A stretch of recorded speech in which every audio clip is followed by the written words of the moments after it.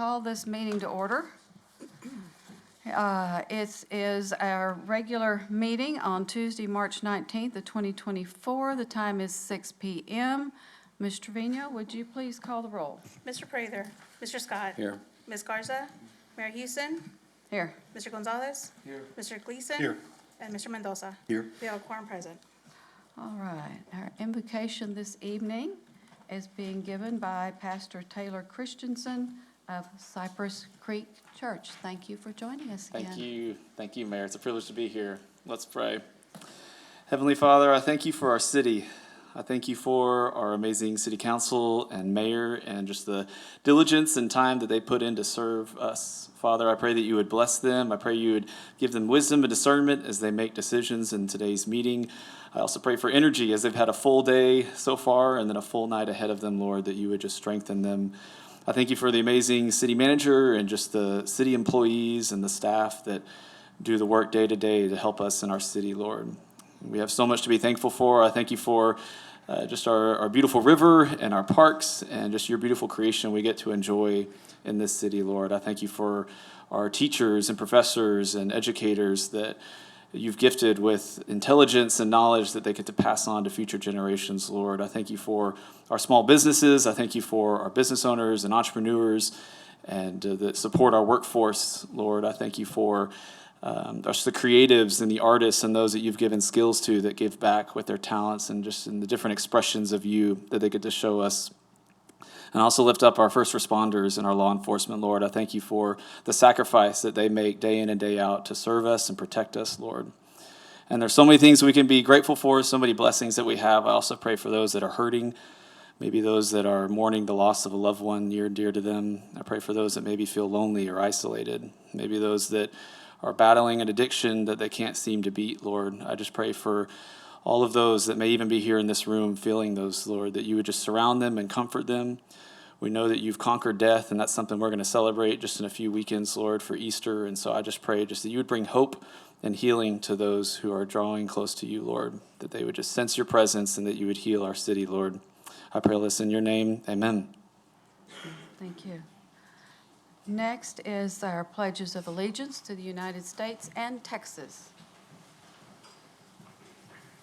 I pledge allegiance to the flag of the United States of America and to the republic for which it stands, one nation under God, indivisible, with liberty and justice for all.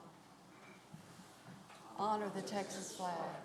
Pledge allegiance to thee, Texas, one state, under God, one and indivisible.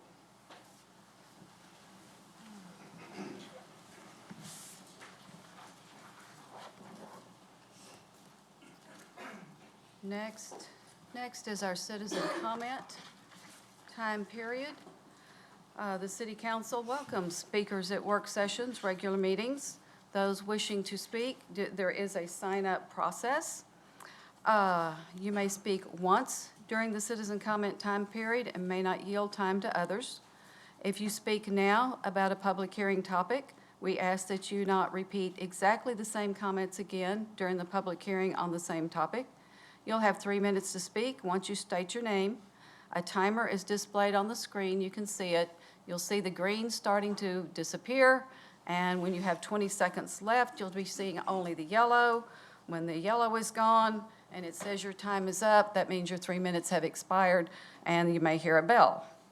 The mayor and council will endeavor to ensure that meetings are conducted in a courteous manner and in an atmosphere free of defamation, intimidation, personal insults, profanity, or threats of violence. And we have a number of people tonight who wish to speak. And I had that list a second ago.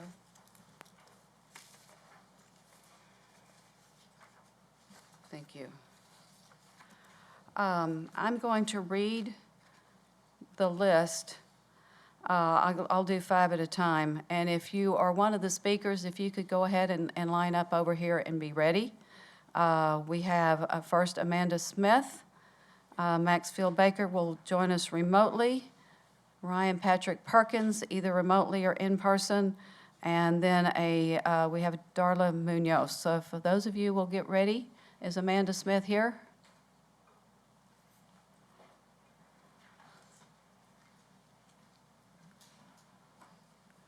And you can move that microphone to however you need. You'll speak right here at the podium. And you go ahead and just pull that down for wherever you need it. Okay? Good evening. I'm Darla Munoz, and I would like to speak tonight about some comments made at the last City Council meeting when several members of this council were, in my opinion, incredibly disrespectful towards the Neighborhood Commission. The commissions and advisory boards set up for our city are made up of volunteers. They are not elected officials or paid staff members. They are community members who care about our town and want what is best for all its residents. Their purpose is to provide advice and recommendations to the City Council. But what I heard at the last council meeting was an immediate dismissal of the recommendations of the neighborhood commissioners and at times a lack of respect that was frankly rude. After the recommendation to reverse the occupancy ordinance was read, one of the council members immediately made a motion to deny without discussion. If this issue was finalized, then why was a subcommittee created? It was deeply disappointing to hear another elected official state to constituents that they were too busy to deal with this issue, even though it was obviously enough of a concern for neighbors to bring it to their commissioners. To flippantly ask if the commission pulled their information from Mars and to state that it is a non-issue was just plain rude. To also suggest that some commission is upset because they didn't get to vote on it was very condescending. Residents of our older established neighborhoods are very concerned that you have opened the door for large corporations and real estate companies to come into our town and buy up single-family homes to create rent-by-the-bed neighborhoods. These companies will always be able to outbid anyone else trying to buy a home because they will have the capital to do so. Property taxes will increase, which can and will tax many residents right out of their homes, especially our retired citizens. Only 26% of San Marcos households are owner-occupied homes, which is a very extremely concerning statistic to me. We need neighbors who are invested and not just passing through. We need families of all ages. This is what makes a neighborhood. Apartments and rental properties are a very contentious and controversial issue for many residents of San Marcos. If you really care about how we feel about these issues, and since you seemingly want to disregard the recommendation of the Neighborhood Council, then maybe it's time to hold a town hall meeting about it. Finally, as a registered voter, I would just like to say that whether or not you agree with their recommendations, as elected officials, you should never speak disrespectfully about our public commissioners who are also your constituents. Thank you for your time. Is Amanda Smith here? Okay, next will be Maxfield Baker. He joins us online. Hi, my video has been disabled. No? Yes, I'm trying to turn it on and it's not working. Mr. Vino, can you? There we go. There we go. I had it on earlier and somebody shut it off. Great. Yes, so I am here on behalf of the San Marcos Civics Club. Our next meeting is Monday, March 25th at 6:30 p.m. at Tantra Coffee House. I wanted to share with the public some thanks with the city manager, Stephanie Reyes. We really appreciate, working with us to get access to a draft agenda for those activist, community-oriented advocates. Usually the agenda comes out 3 days before. Stephanie Reyes has done us a great honor of getting us that as soon as her and the mayor decide the agenda by usually the Friday after city council meetings. To send that to us through an open records request, which we will continue to file to receive those. So for anybody who's trying to keep an eye closer on local government issues, that's a great way to do that is come find us on Facebook or Instagram. You can find the links to those draft agendas shared as soon as we get them. Our Civics Club is really focused on bringing people together around issues of transparency and access. As a part of that, we've also created a document to outline the times and meetings and members of our boards and commissions. And hopefully soon we'll have kind of info snacks to help spread the word about those things so that community members can know who their neighborhood commissioners are and go and, rally behind them and help support the issues that they take forward. So for anyone interested, I hope to see you at the next meeting. Everyone is welcome to show up, learn, and meet new people and learn how you can be engaged. I want to end by kind of congratulating the Neighborhood Commission for flexing their, commission's power and, trying to do something. It's important that we all stay engaged, and a town hall sounds like a great way to diffuse some of the tensions around that issue, in particular as rent by the bedroom and issues around housing continue to be a significant issue that many elected officials will harp on when they're up for reelection. So do what's right, host that town hall for anybody that's up for reelection this year. You have the opportunity and city funds to be able to orchestrate that. I know because I was able to host one myself. So I hope that you take these concerns and recommendations and run with them instead of, kind of burying your heads and saying you're too busy. This is what you're elected for. So you all city council members are also welcome to join us at our Civics Club meetings. If you want, the city clerk could even post a potential for quorum, so all of you could attend if you would like. We would love to have you there to help give you a ground floor look at what community members are talking about and the issues around access and transparency, which I know are important to many of you up there, are looking to endeavor to create better opportunities for in San Marcos. Thank you. Mayor, I didn't catch when and where was that meeting? It is at Tantra Coffee House, Monday, March 25th at 6:30 p.m. We usually wrap up before 9 o'clock. Thank you. Okay, our next speaker is Mr. Perkins here. There, I'm sorry. I was looking over here in the audience. You're next, sir. There it is, thank you.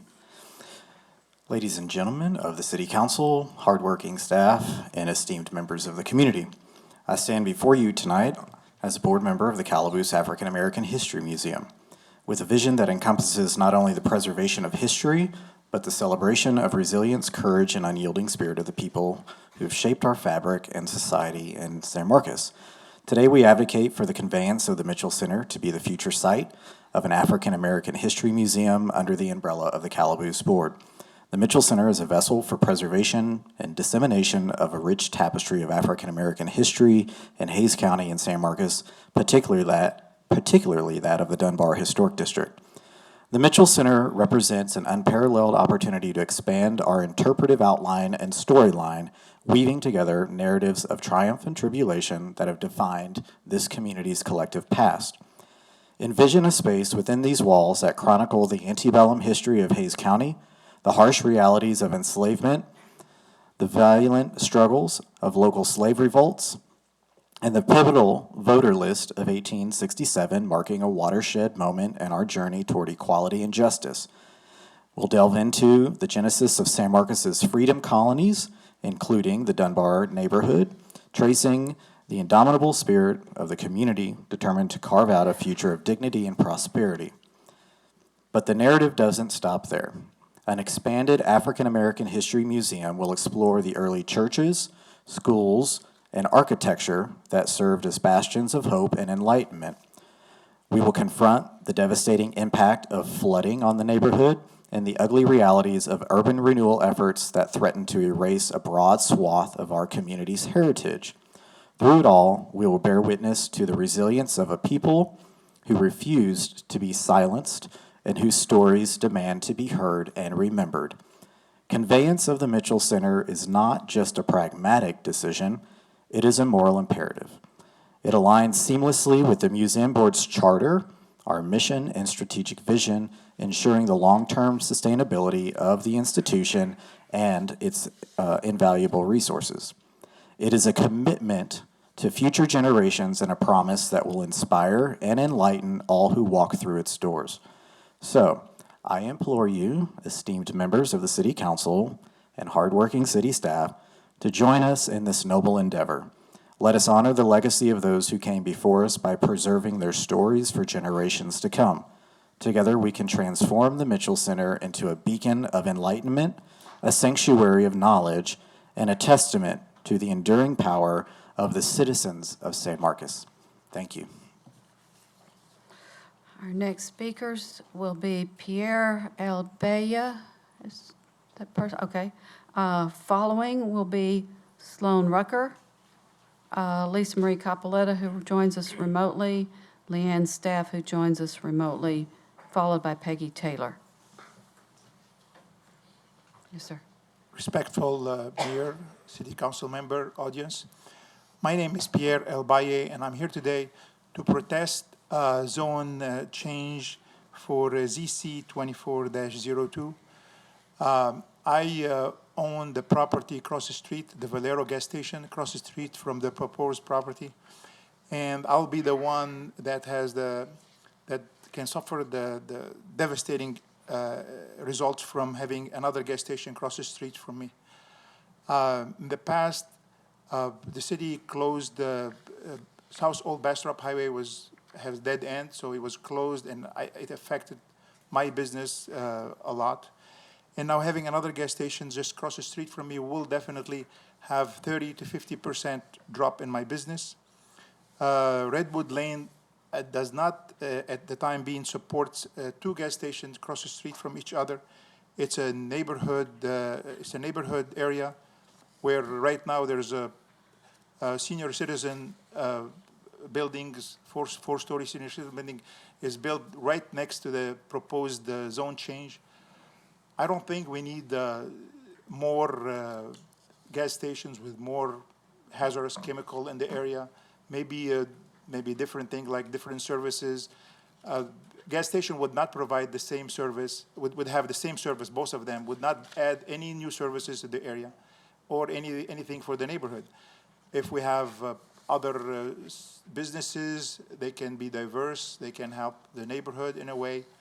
To me, as a small business owner, I'm scared to have another gas station across the street from me. I have a big investment in my property over there. I plead with you and ask you to vote no for that zone change. And I ask God to help you and help me if you vote yes.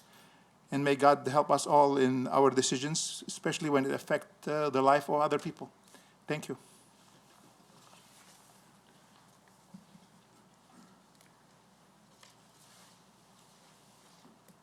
Our next speaker is, I keep misplacing my list. I've got a lot of paperwork up here. Can I borrow yours a second?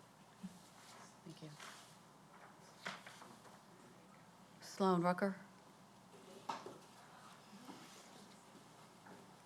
All right. Hi, I'm Sloan Rucker, and I'm part of a local group for Justice in Palestine, but today I'm speaking for myself. So I actually want to take back what I've said the past 2 times that I've come up here, that San Marcos is neutral in matters of Palestine. I've come to find out that San Marcos is not neutral. To my understanding, there are provisions the city makes with contracted painters, for example, that they cannot engage in the boycott of Israel.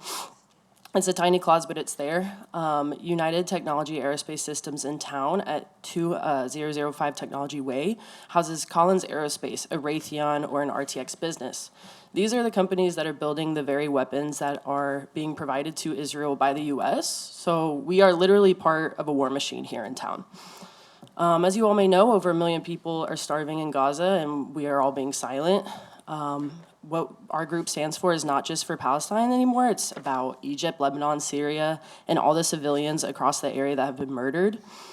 We are not neutral or indifferent, in the words of Desmond Tutu. If you are neutral in situations of injustice, you have chosen the side of the oppressor. So today I'm asking that you all support a ceasefire resolution immediately, as there is no time to waste. I'm part of a multi-faith movement that opposes military aggression and war crimes fueled by a political ideology.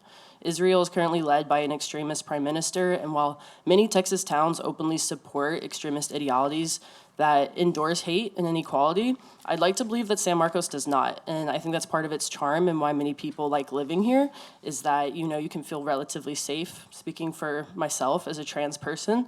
But I don't think the city can claim to be even moderately progressive or even a centrist town if we're covertly supporting a war machine behind closed doors. So in my opinion, either the progressive claims need to be backed up or the city needs to be transparent of its true alliances. Thank you for listening. Our next speaker is Lisa Marie Capoletta, who joins us online.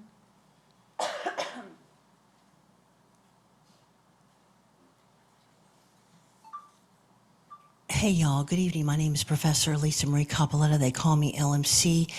There's a reason why this community is not engaged, and there's a reason why citizens don't show up. Max, you need to stop it in the chat. She's going to shut the rest of us down on Zoom. If you want to make your opinions, you can show up like everybody else every week. I'm sorry, I had to say that because I know the mayor's going to shut it down, and I would back her up in a second if she did it. Back to my speech. And plus, it's rude, Max. I'm in the middle of a speech. I don't want your chats going up. Good evening. My name is Professor Lisa Marie Capoletta. I live at 1322 Belvin. There's a reason why the community is not engaged, and there's a reason why citizens don't show up like Max's organization. Because the LDC, the Comprehensive Plan, and the Historical Resource Survey, it's a joke. It's a false, fake outreach because at the end of the day, you guys have political appointees that have never been involved in the comprehensive plan. Those on the Planning and Zoning Commission have never been involved, with the exception of maybe Amy Meeks, Jim Garber, and Griffin Spell. If you can prove to me that the other political appointees that you've put on there have been involved, please let me know. Because a lot of us believe that there is alleged financial benefit, because let's face it, if you think about those in some most recent controversial votes who voted, they stand to gain from high rises in our neighborhoods. So I'm not sure if it's sociopathic, psychopathic, or psychotic behavior to vote for any form of development in this community that we know will cause flooding. That's why people, because you know what? Many of us have been involved in the comprehensive plan for 3 years, and out of the gate, all of that work is done by people, undone by people on the Planning and Zoning Committee who, quite frankly, and Jane, I know you can do this because I can do it too, because you've been in the classroom. Jane, you know when your students didn't do their reading. And Jane knows when people on that dais have not read their packet. It's easy to spot, and it happens every week on that Planning and Zoning Commission.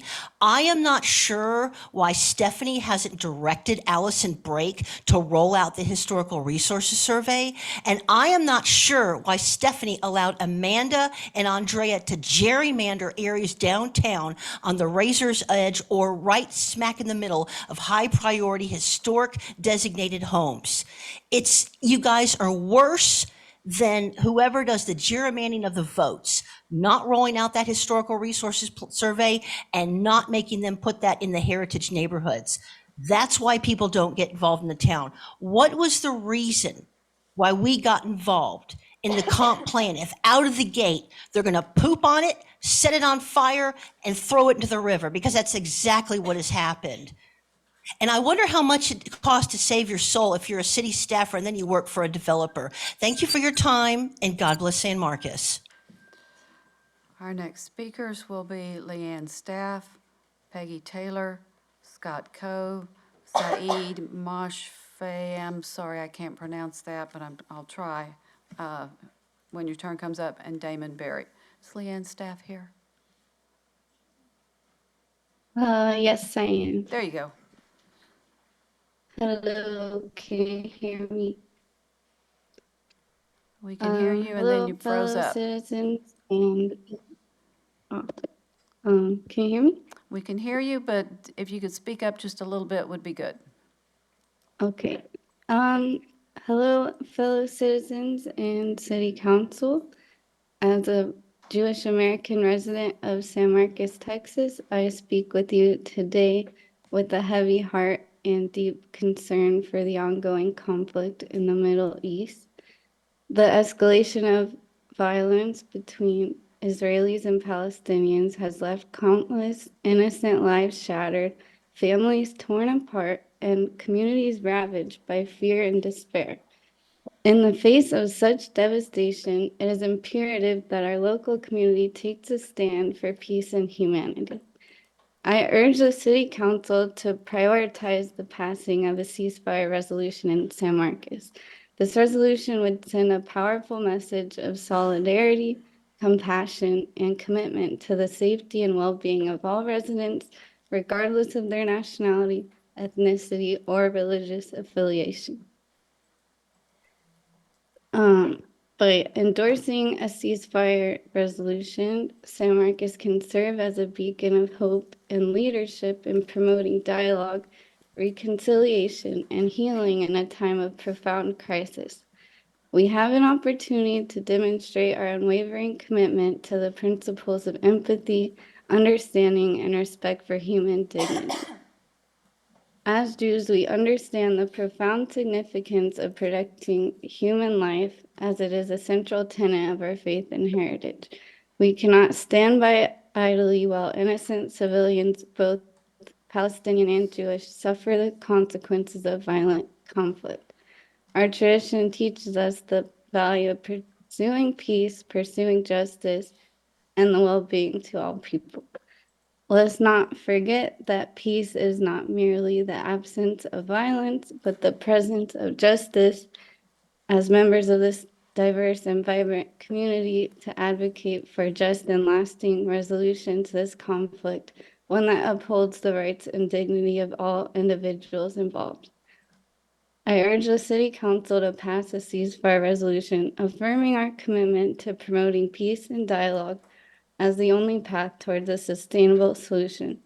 By doing so, we can send a powerful message of solidarity and compassion to those affected by the violence, while also reaffirming our views of inclusivity and empathy. Also appalled by the Raytheon factory right here in our own town contributing to this awful war machine. Thank you for your attention to this urgent matter. Our next speaker is Peggy Taylor. Hi, thank you for your time and commitment to San Marcos, all of you that are here. I'm Peggy Taylor, also known as Sissy Taylor. I have the properties at 413 and 421 Lindsay and 415 and 419 North Street. I've been a resident of San Marcos since 1988, graduated Southwest Texas, as did many family members. I've seen a lot of growth in San Marcos over the years and a lot of development in and around the university itself. My husband and myself purchased those properties back in 2001 and 2003 as existing rental properties. We've managed them together, providing housing for students. Our thought was that when we approached retirement, we would sell the properties. As we watched numerous properties in and around the neighborhood were sold and developed as apartment buildings, we believed that this would be a good market for these properties when the time came for us to retire.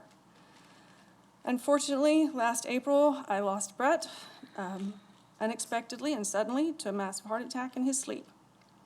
Brett did all of the maintenance that was required to keep these properties in their rental condition for our students. Sorry. We were in discussion with Kingdom Properties before Brett's passing. And I agreed to the contract with Mr. Kenyon after his passing, and I understood his purchase would be contingent on the development plans being approved. We've been waiting over a year for the sale to finalize, only to watch it fall apart due to the zoning not being approved for my specific piece of property. What is planned here will not be the first development in this neighborhood. Blocking the proposed zoning leaves my property on an island.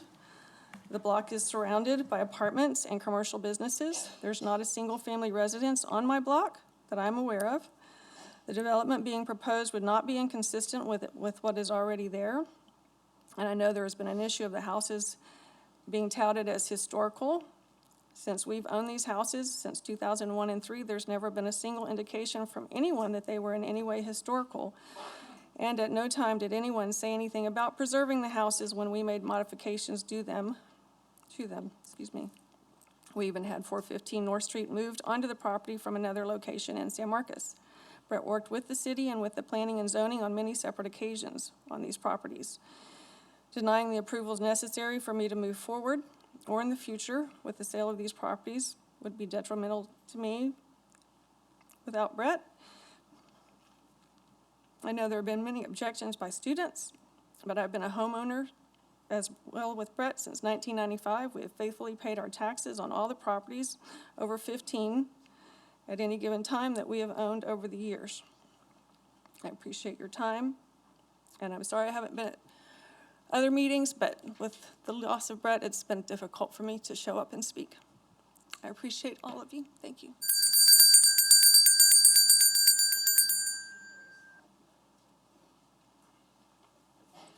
Hello.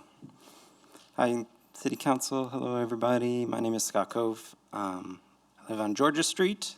I just celebrated 10 years living in San Marcos in February. I love our city. I'm grateful to be here, grateful for everybody in our city. I did want to make a public comment that was in the public record for, posterity, that I'm fearful that our country and our government is taking part in genocide in Palestine. And it's weighing on me every day, and concern for our country and where things can lead. I feel like our national leadership is failing.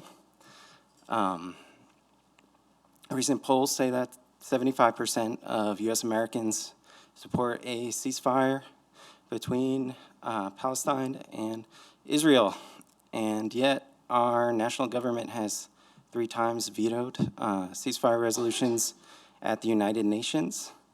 On November 13th, the United Nations General Assembly, which is essentially democracy for the planet's nations, 193, I believe.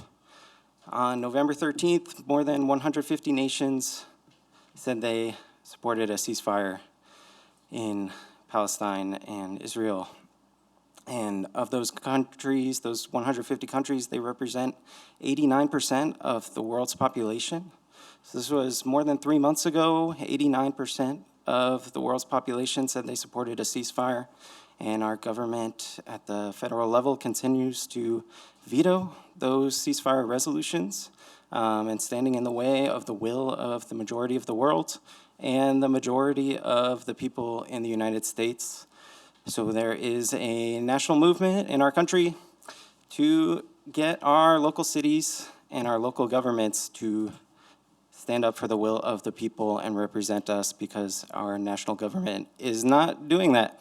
So I am joining some of my fellow colleagues here and asking the council to consider passing a support of a ceasefire resolution and joining more than 70 cities in the country and saying that we want a ceasefire in Israel-Palestine and to stop supplying weapons to that fuel that war. There is famine already happening. The situation is getting worse, and we could see it escalating into a further war, dragging our military into a direct conflict that will harm all of us. So I appreciate y'all considering that resolution. Thank you. Our next speaker is Saeed Moshfegh Ghaneh. Was I even close? It was close. Saeed Moshfegh. So I'm resonating with the other speakers talking about the importance of passing a ceasefire resolution at City Council. I want to share a very sad story, the story of a little girl, 6-year-old girl that was killed in Gaza. So in January 29th, Hind Rajab, this little girl, was evacuating from North Gaza to South Gaza, that probably is more safe, and with her cousin, with her aunt and uncle. So they got to the car to flee the war zone, but their car was shot by an Israeli tank. Her 15-year-old cousin called the Red Crescent and asked for help. So there is a record of their conversation. I want to read the conversation for all of the audience and council members. So her name is Leon Hamed. She says hello, and the Red Crescent answers, hello dear. They are shooting at us, Leon said. Red Crescent said hello, and she says that they are shooting at us. The tank is next to me. And the Red Crescent person says that are you hiding? She said that we are inside the car next to the tank. And then he asked, are you inside the car? And then there is a sound of shooting and the conversation ends. So all of people in the car, the 5 people in the car, her cousins and her aunt and uncle were killed, but Hen was alive. So she tries again to call the Red Crescent. She says that, come and take me. You will come and take me. And the Red Crescent says that, do you want me to come and take you? She says that, I'm so scared, please come. Please call someone to come and take me. And he says that, okay, dear, I will come and take you. They sent 2 people to rescue her. Both of them got killed by the Israeli military. So 2 weeks later, when Israel pushed back, the family came and they saw this little girl dead in the car with all of the family members and the 2 rescuers. So this story is not a unique story. There are 13,000 kids killed in Gaza. Thank you. Our next speaker is Damon Berry. Hello. Good evening. This is very loud, sorry. I'm another one of these Palestine people. I'm sure that there might be like a question, which is like, why is everybody here talking about this at like a local city council? And I thought I was going to read something that might maybe like give some insight into the mindset. This is a quote. Just want to write to my mom and tell her that I'm witnessing this chronic, insidious genocide, and I'm really scared and questioning my fundamental belief in the goodness of human nature. This has to stop. I think it is a good idea for us all to drop everything and devote our lives to making this stop. I don't think it's an extremist thing to do anymore. I still really want to dance around to Pat Benatar and have boyfriends and make comics for my coworkers, but I also want this to stop. Disbelief and horror is what I feel. Disappointment. I am disappointed that this is the base reality of our world and that we, in fact, participate in it. This is not at all what I asked for when I came into this world. This is not at all what the people here asked for when they came into this world. This is not the world you and Dad wanted me to come into when you decided to have me. This is not what I meant when I looked at Capitol Lake and said, this is the wide world and I'm coming to it. I did not mean that I was coming into a world where I could live a comfortable life and possibly, with no effort at all, exist in complete unawareness of my participation in genocide.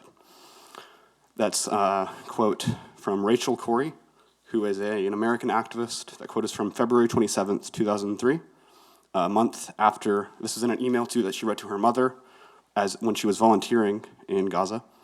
A month after this, she was crushed to death by an armored Israeli bulldozer when she was trying to stop them from demolishing houses in Rafah. So yeah, it's that this has to stop. I think it is a good idea for us all to drop everything and devote our lives to making this stop. I don't think it's an extreme thing to do anymore, but I want to emphasize.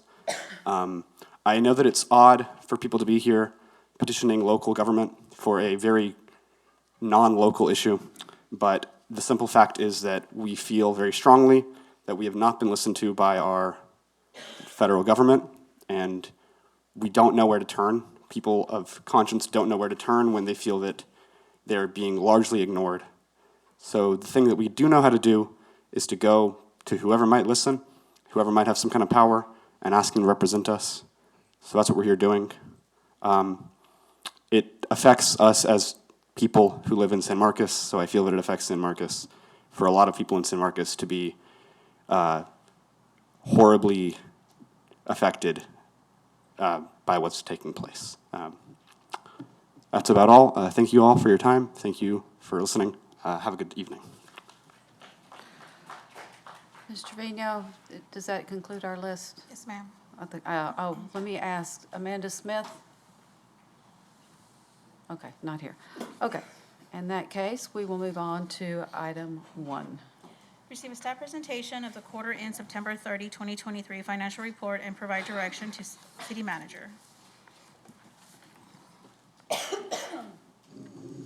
Ms. Reyes? Go ahead, Mr. Locke will provide the presentations this evening. All Thank right. you. Oh, wait a minute. We have something else we need to do first. If you'll hang on just a minute, Mr. Locke. Yes, ma'am. So at this point in time, I just want to recognize Assistant City Manager Chase Stapp. This will be your Too soon. So this will be his last meeting after serving the time that he has with the city of San Marcos, and just want to recognize his great service to our team, to our community, and just wanted to take this point real quick just to recognize him, and then also to introduce Rodney Gonzalez, who will be here as our interim assistant city manager until we go through the search process.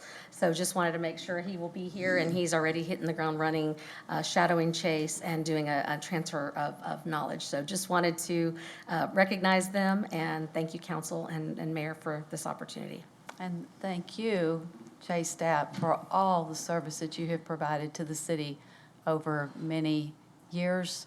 And I thank you, and I wish you well on your next adventure. Thank you, Mary. As I said earlier, serving this community for as long as I have, this is my hometown, as you know, has been a true blessing to me and my family, and it's been very good. So thank you for that. All right.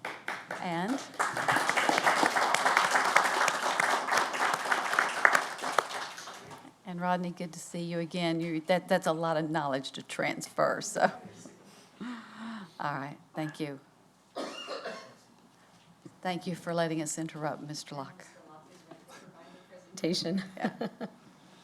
Thank you, Mayor and City Council. John Locke, Finance Director.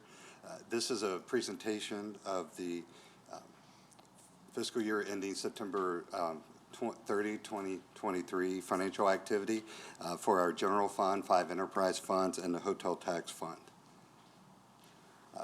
The first fund that we'll go over is the general fund, and just to walk you through the slide layout. On the left-hand side is the 2023 activity. The solid colors is the actual activity, and the stripes beside of the solid color is the budget. Green is for revenue and blue is for expenses. So if you look to the right of the chart, that's a table of the numbers, and it has the same information as the chart. So if you're a visual person, it's on the left, and if you like the numbers, it's on the right. Looking at our fiscal year 2023 activity, we had a revised budget for revenues of $98 million, and we brought in $102 million. So we brought in 104% of the total budget. The biggest contributor to us exceeding budget was our interest income. There's a slide coming up where we'll go into that a little bit in more detail. On the expense side, the revised budget was $110 million, and we spent $100 million. The biggest savings that we had was in personnel, and that's just from salary savings from when staff leave, and there's some time before that position can be filled. And overall, we thought we were going to use $12 million in fund balance in the general fund, and we added $1.5 million to the general fund balance. At the bottom of the slide, you see where we ended fiscal year 23 fund balance with a fund balance of $42.8 million. Our fund balance policy requires a 25% reserve, and that would be $25 million. So we're well above that fund balance reserve policy. Next slide, please. This slide provides some additional information, some more detail about the general fund revenues. The first two revenues, the sales tax and property tax, those are the primary revenue sources for the general fund. They make up just under 70% of the total revenues in the general fund. And sales tax is the largest revenue source, and we brought in $39.9 million, which was almost the entire amount that we budgeted. When you compare the sales tax to the prior year, sales tax revenue for fiscal year 23 was up $2.7 million or 7%. There's been a lot of discussion recently of sales tax revenue because it's been declining. Through the end of fiscal year 23, though, it was still coming in strong. And when you compare it to the prior year, we were up 7%. The other major revenue source is property tax, and we budget 98% of property taxes. That's typically what we receive, and we received more than that. As you can see, we received 31 million, and we budgeted $30 million. Another revenue source I'd like to point out is interest income. There's a presentation following this on investments that directly relates to this interest income. There was a budget of $190,000 and $2.3 million was brought in. So that was another contributing factor to bringing in more revenue than what was budgeted. Next slide, please. This slide provides some additional detail on the general fund expenditures. The largest category of expenditure in the general fund is personnel. It makes up over 60% of the total budget. In total, we spent almost $66 million, or about 97% of the total personnel budget. The variance there is just that the turnover of staff that we discussed a little bit earlier. A couple other expense categories to point out is contracted services. We spend about 84% of the total contracted services. Within contract services, the economic incentive payments, there's a total of $660,000 that we did not spend. So that accounts for a large portion of the contracted services that were not spent. I'd also like to point out the capital outlay where $1.7 million was not spent. A lot of that was carried forward into fiscal year 2024. These are projects that began in 2023 and were not completed, so they moved into 2024. Next slide, please. So that concludes the general fund, and now we'll move into the 5 enterprise funds, beginning with the largest enterprise fund, and that's the electric utility. In total, the electric utility brought in 109% of the budgeted revenues, bringing in $71 million of the $65 million that was budgeted. As you all probably recall, it was a very hot summer, and that generated revenue from the perspective of people running their air conditioners. On the expense side, it also had a similar impact on the electric utility fund. Power costs make up a substantial amount of the overall budget in the electric fund. Total power costs for fiscal year 23 was $42 million. And as you can see, we exceeded the budget by spending $68 million with the $67 million budget. A big portion of that was the power cost. 10% of the power cost was spent just in the month of September alone. So the overall operating results in the electric fund, we began the year thinking that we were going to use $2 million of fund balance, and we added $2.9 million of fund balance. At the bottom of the slide is the fund balance for the electric fund. We ended fiscal year 23 with a $17.3 million fund balance, which is 97 days cash on hand. At the time of fiscal year 23, the fund balance reserve requirement was 60 days. We have since moved that up to 90 days, so we would even meet the new standard of the 90 days. The next fund is the water wastewater utility. Total revenues in the water wastewater utility was just over $57 million, with a $57.7 million revenue budget. We almost brought in all of the revenue budget, which was surprising, especially considering the water conservation efforts that were going on throughout the year. On the expense side, we spent $51 million of the $58 million expense budget. There were two contributing factors to where the actual expenses came out, and it was related to the ARWA plant. There was a substantial amount budgeted thinking that the new plant was going to come online, and that did not happen. Those expenses were saved in this year's budget. As we move forward, we'll actually recognize those expenses, though. At the bottom of the slide, oh, I'm sorry, I said there were two. The other was related to some ARWA debt that we thought was going to come online, and it did not come online during fiscal year '23. It will in the future years.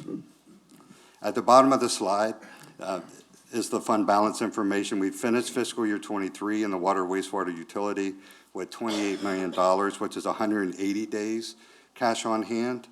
The fund balance reserve requirement was 25%, which is 90 days, so we had well in excess of the reserve requirement in this fund.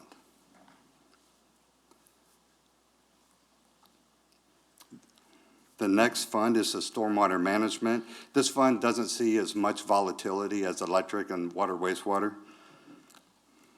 The total revenues brought in was 99%, with just about met the budget for the fund, and total expenses were at 92%, which is close to where we finished in the prior year. City Council has approved that the general fund capacity cover the stormwater capital improvement projects, which has really helped this fund. It's prevented us from having to have a rate increase in this fund for the past couple years. At the bottom of the slide, you have the fiscal year '23 ending fund balance of just under $2.5 million, which is the equivalent of 100 days cash on hand. And that is the fund balance requirement in this fund is a 90 days, so we've met the 90-day requirement in this fund.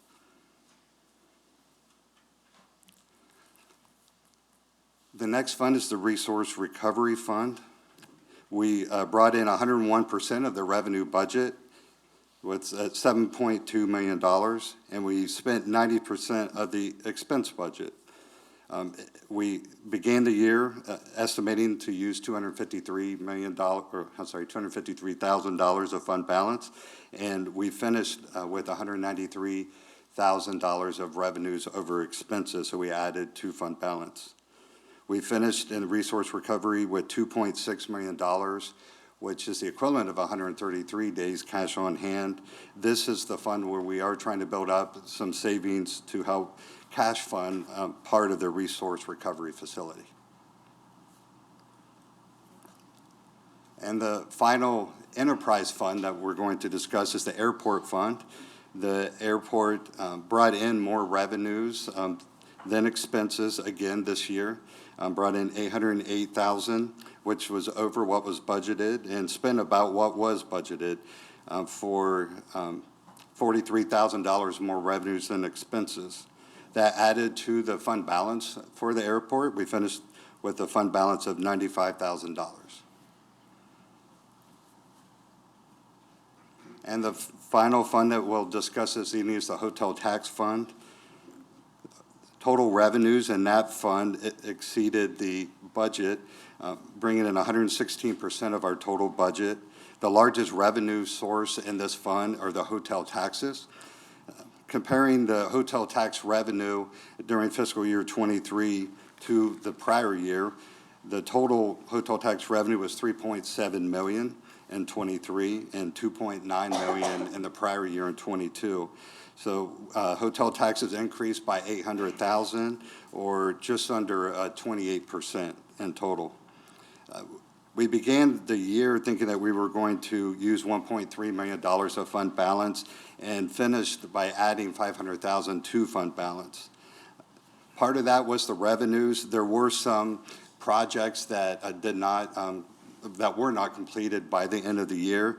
Those include $500,000 for the wayfinding project, $300,000 for grants to the arts, and $200,000 for the master plan. So that's part of the reason for the unspent expense budget. That concludes the presentation of the financial overview. I'd be happy to address any questions you may have. Council, any questions? And very clear. Ms. Reyes, this says, and provide direction to staff. What information might you be looking for other than? If there was Thank you for the anything. presentation. If there are concerns If or there were any something. concerns or anything that we needed to have us look into, but if council's good, then there's no direction necessary. Let me see. Anything? Are we good? Then we will continue on to item 2. Thank you, Mr. Locke, for this one, but I think we're probably still going to see you for a little bit. Mr. Trevino? Receive a staff presentation to the quarter end September 30, 2023 investment report and provide direction to the city manager.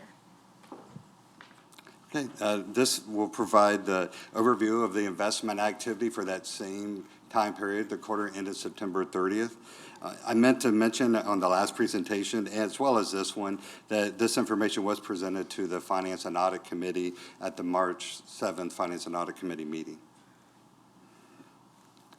We'll begin with an overview of the economy and specifically how it impacts our investments. The Federal Open Market Committee last increased the interest rates by 0.25%, taking it to a target range of 5.25 to 5.5 in July of 2023. Since that date, the rate has remained the same. Any kind of change that the committee makes to the rate has a direct impact on the types of investments that the city is able to invest in. The committee is trying to reduce inflation to a rate of 2% over time. Looking at inflation, as of this report in September 2023, the Consumer Price Index was 3.7%. And when you remove food and energy, which is volatile, and that's often what the committee looks at, it was 4.1%. For some more recent information, as of February 2024, the Consumer Price Index was at 3.2%, and adjusted for the food and energy was 3.8%. So it is trending down.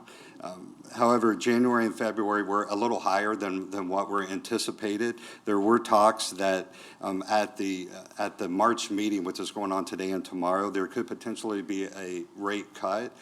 Because January and February came in a little higher than expected, they're expecting the committee to leave the rates alone at this time. We'll actually find out tomorrow. Looking at unemployment in the area, San Marcos unemployment as of September 2023 was 3.5%, which was trending lower than both Texas at 4.1% and nationwide in the U.S. at 3.6%.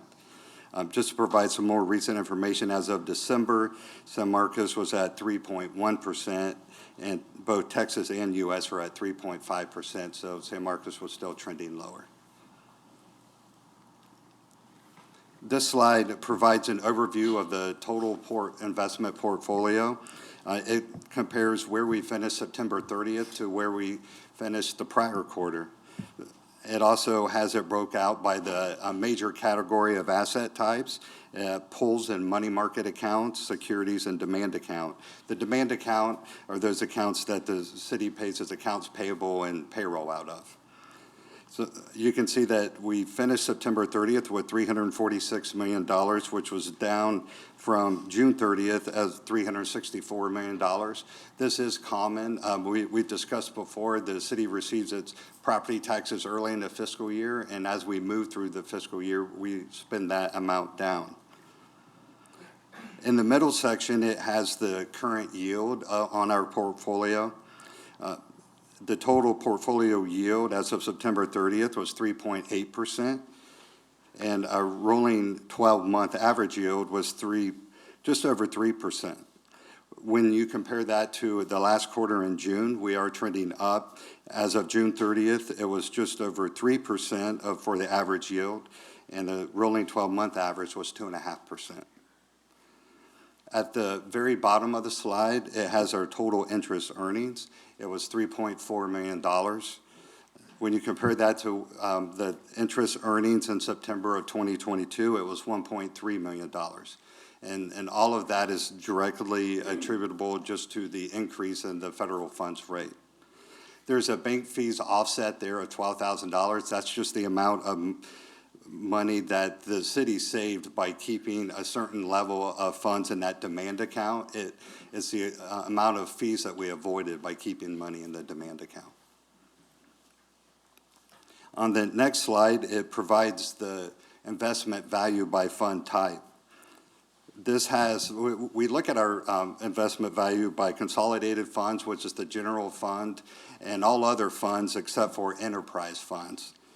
On the left-hand side, you have the consolidated fund ending balance as of September 30th, and it's compared to the ending balance as of June 30th.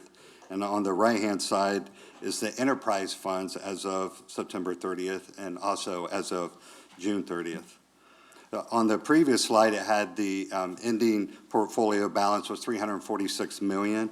That is the sum of the consolidated funds as of September 30th and the enterprise funds as of September 30th. As you're looking at these, at the slides, the blue is the regular cash is what we refer to it, and the green are the reserves, and that's that money that we have set aside in the event of an emergency. When you look at the consolidated funds, you see that decrease. Again, we discussed that just a little earlier. That is the city spending down those ad valorem taxes as we go throughout the year. And the enterprise funds actually had a slight increase, going from $216 million to $218 million. The next slide takes the total consolidated cash of $128 million, and it just provides additional detail of all the different funds that make up that $128 million. If you look at the third line down, that's the general fund reserves, and the second from the bottom, the debt service fund reserves. The total of those two that's the $26 million that on the previous slide was the green collar for the reserves. The rest of the funds listed there make up the remainder of the $128 million. The largest amount being our governmental capital projects fund. The next slide provides that same information for the enterprise funds. The reserves, if you look at the fourth and fifth down, you have the electric and water wastewater utility reserve, both with $10 million, and the stormwater utility reserves with $1.5 million. The sum of those make up the $22 million from the enterprise reserve, and the remainder of $195 million is just the regular cash portion. As you can see, the top three are the capital project funds and those enterprise funds, and that's where we have all the major infrastructure projects from bond issuances as well as cash that are currently going on. The city's purchasing policy has certain parameters that we are able to invest these proceeds in. And that's what this slide has, the investment diversification and the allowable percentage in each type of security. It also compares where we were at the third quarter to where we were finished at the fourth quarter. So as you're looking through some major changes, you'll see a decrease in the primary bank depository as well as state and municipal bonds. That's where some bonds have matured. And the federal agency securities increased. So we just took that money and invested it in the federal agency securities where we're getting the highest return currently. And as you can see, all of the asset type or security types are within the allowable ranges. And the final slide provides a yield of the portfolio over a period of time from September 2020 through September of 2023. Looking at the top numbers, or the top two lines, which are green and blue, and they're, if you can see it, they're triangles. Those are the Treasury benchmarks. That's the 1-year Treasury bill and the 6-month Treasury bill. Anytime that the federal committee makes any changes to the rate, those will move immediately, and the city's investments will lag behind as we're able to invest in those rates. The same will be true if the Feds decrease the rates. Those will go down quickly, and it'll take more time for the cities to go down. The center part is the regular cash. As you can see, those are inching closer to 5% total yield.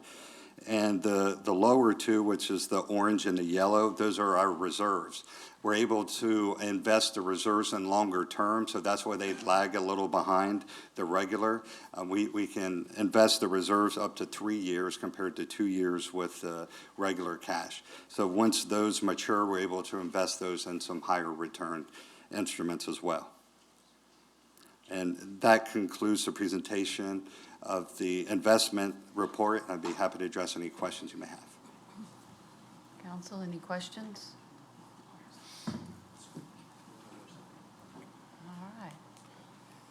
Thank you. And Ms. Trevino, we will move on to item 3. Receive Thank the you, an- Mr. Locke.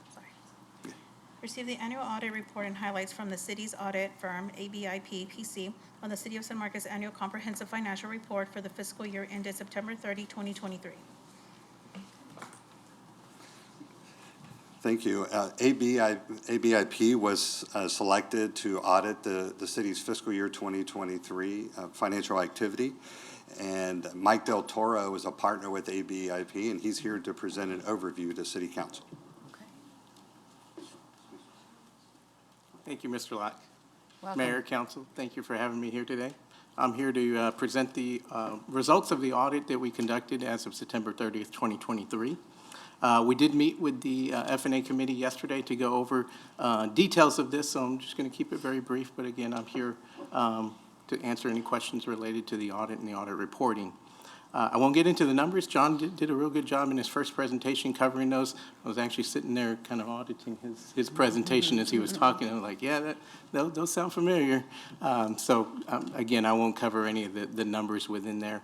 Very quickly, we were engaged to conduct an audit on the city's financial statements in accordance with generally accepted auditing standards of the United States. And because you do receive significant amounts of federal dollars, we also conducted that in accordance with governmental auditing standards as well. The purpose of that audit was to opine on whether the financial statements are presented in accordance with generally accepted accounting principles. We find on page 1, which is one of the first, it's a couple of pages in, but it's going to be on our letterhead, the ABIP letterhead. It's the independent auditor's report. We do say in the first paragraph of that report that the financial statements are presented in accordance with generally accepted accounting principles. And we term that report an unmodified opinion. It's a clean opinion. It's the highest level of assurance that we can provide on the financial statements. Through our audit, we, as I mentioned, you do get significant amount of federal dollars. We do a risk assessment based on the programs that are run by the city to determine which programs get audited from year to year. During fiscal year 23, we audited 3 federal programs. They were the ARP funds, those dollars that were coming from the feds kind of starting after the coronavirus, after COVID hit the United States, and then the federal transit dollars that you were getting, along with the community development block grants that you're receiving. Those 3 audits were audited in accordance with the OMB's uniform guidance, and we did find, as a result of our audits, that they were conducted and operating as designed, and we did not identify any question cost or any findings related to the administration of those funds for their specific programs. So the federal compliance audit was clean as well, and both of those are identified in our report. Through our audit, since it was done in accordance with government auditing standards, we are required to report within the financial statements and to you, the council, if we identified any material weaknesses or significant deficiencies as they relate to the city's controls over financial reporting and accounting. We're happy to report that through our audit, and we did spend a lot of time looking at the processes and procedures that the city uses to prepare financial information and to report that financial information. We did not identify any material weaknesses or significant deficiencies, and so we don't have any comments to report in that matter. And with that, I will take any questions about the audit process or the audit reporting that was conducted during 2023. Is this one of those things where no news is good news? No news is good news, yes, ma'am. All right. Council, questions for Mr. Del Toro? Thoughts, comments? This is what I like to see in the management letter, so thank you very much. As I mentioned at the F&A committee meeting yesterday, again, you have great staff in your finance department. John does a very good job. Ismail and Jesse did a really great job. We have a letter that we passed out with the audit that kind of spells out some required communications. Mm-hmm. Again, they cooperated very well throughout the audit, and we want to thank them for their hard work to allow us to do our work. So thank you. Thank you. And with that, we will move on to, thank you. Thanks to all, and you, Mr. Locke, and your staff, who make sure that all the, I'd say the T's are crossed and the I's are dotted. What do you say for numbers? I'm not sure, but thank you. especially through all the transition. So Yes. that's been hard, and Mr. Locke has really shown great leadership throughout that transition and Yes. making sure that, things didn't fall through the cracks. So appreciate your leadership, Mr. Locke. Always good. All right, thank you. So we are now to our consent agenda. The following ordinances, resolutions, and other items numbered 4 through 15 may be acted upon by one motion. No separate discussion or action is necessary unless desired by a council member, in which event the item will be pulled from consent, and then we will have a motion to second on that particular item if there are any, and that would happen after our public hearings. So is there anything that anyone wants to pull from this agenda? If not, Mayor, I'll make a motion to approve items 4 through 15 on the consent agenda. All right, thank you. I'll second it. And we have a second from Mr. Gleason. Oh, yes, ma'am. Did you have something to pull? Just number, right, 15. 15? It's on consent. Or is that consent? No. It's on consent. Yeah. So you want to pull 15, okay. Mr. Prather, are you okay with your motion being 4 through 14? Yes, ma'am. All right. Mr. Gleason, you okay? Yes, ma'am. On second? Okay. That's okay. You caught it in time. Mr. Trevino, we're going to push buttons and vote. Oh, yes. Okay, the motion passes 7-0. All right, 7-0, which takes us, we'll address, as I noted, item 15 at the end of our public hearings. So we will go with item 16 next. Holds a public hearing to receive comments for or against Resolution 2024-43R, approving a budget policy statement for preparation of the 2024-2025 fiscal year budget and declare an effective date, and consider approval of Resolution 2024-43R. Okay. Thank you again, Mayor and City Council. Just as a way to introduce this item, the budget process begins with visioning in January, and during visioning, City Council prioritized some initiatives and programs.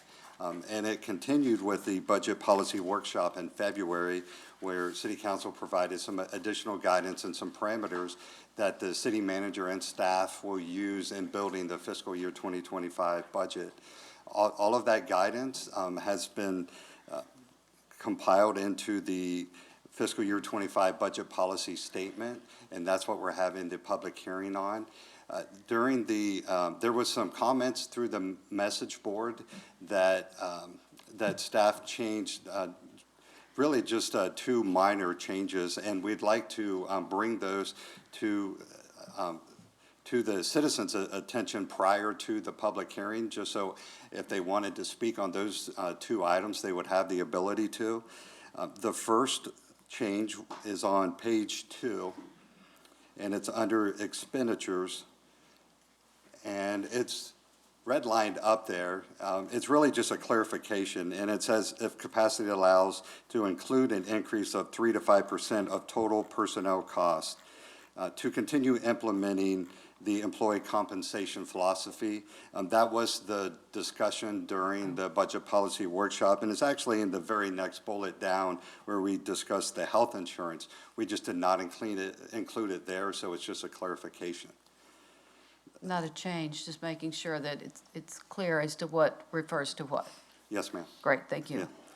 And the next change is on page 4 under Hotel Occupancy Tax Fund. And this is more of a clarification that we're allocating funding for the historical restoration and preservation projects, and that we're going to explore how we can meet the 51% of tourism function requirement. So the requirement was just added there.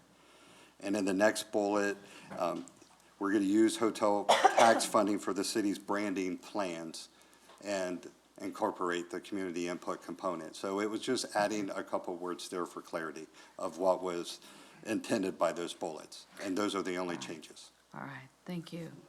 And thank you for bringing that to our attention before the public hearing. So at this time, I will open the public hearing on item 16. Is there anyone in chambers who wishes to speak on this item? If not, I believe we have Ms. Capoletta who signed up, and is she online with us? She has not accepted the promotion to Okay. move over. Ms. Capoletta? Now's the time. I hear somebody's phone ringing or vibrating. Still not in? Okay. Then I am going to need to close the public hearing, and we will move on. And council, I am looking for a motion. Motion to approve, Mayor. Okay. I'll second that. And motion by Mr. Gleason, seconded by Mr. Mendoza. And I had one more question, and I will ask Ms. Reyes, and it has to do with expenditures. It's under expenditures, general fund, bullet 5. It has continue funding city-hosted events in the combined of $60,000 for all events, Veterans Day, Summerfest fireworks and arts. And my question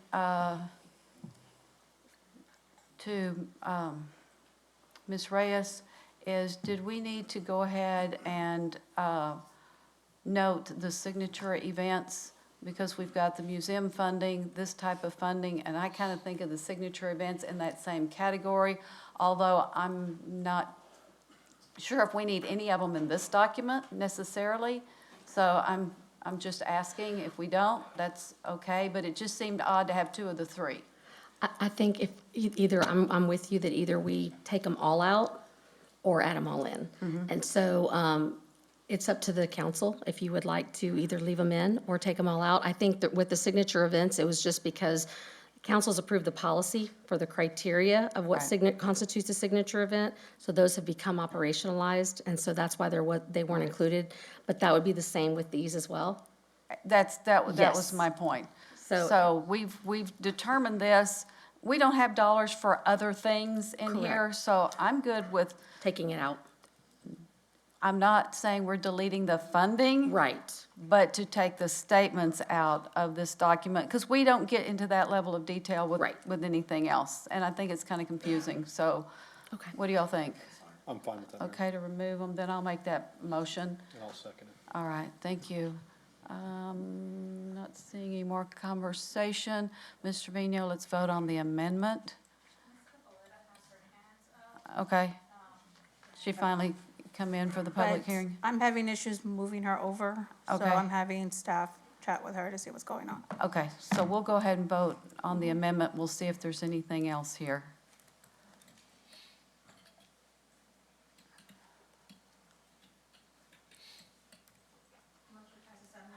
Okay, and is there anything else on the budget policy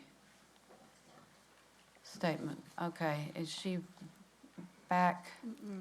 No, ma'am. Okay. Is it a technical error on our end, though, or is I'm it? getting an error code, so I'm having staff to figure out like if they could handle it and what's going on. Yeah. Gotcha, And she okay. signed up for the others, so we'll catch up Okay. with her. That's why I was gonna go ahead and let her speak if it's technical on our end before we Right, voted. gotcha. But if we can't get it resolved, we'll, okay, Cool. we'll hang loose.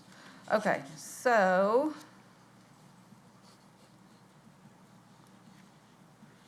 Ready to vote on the budget policy statement as amended.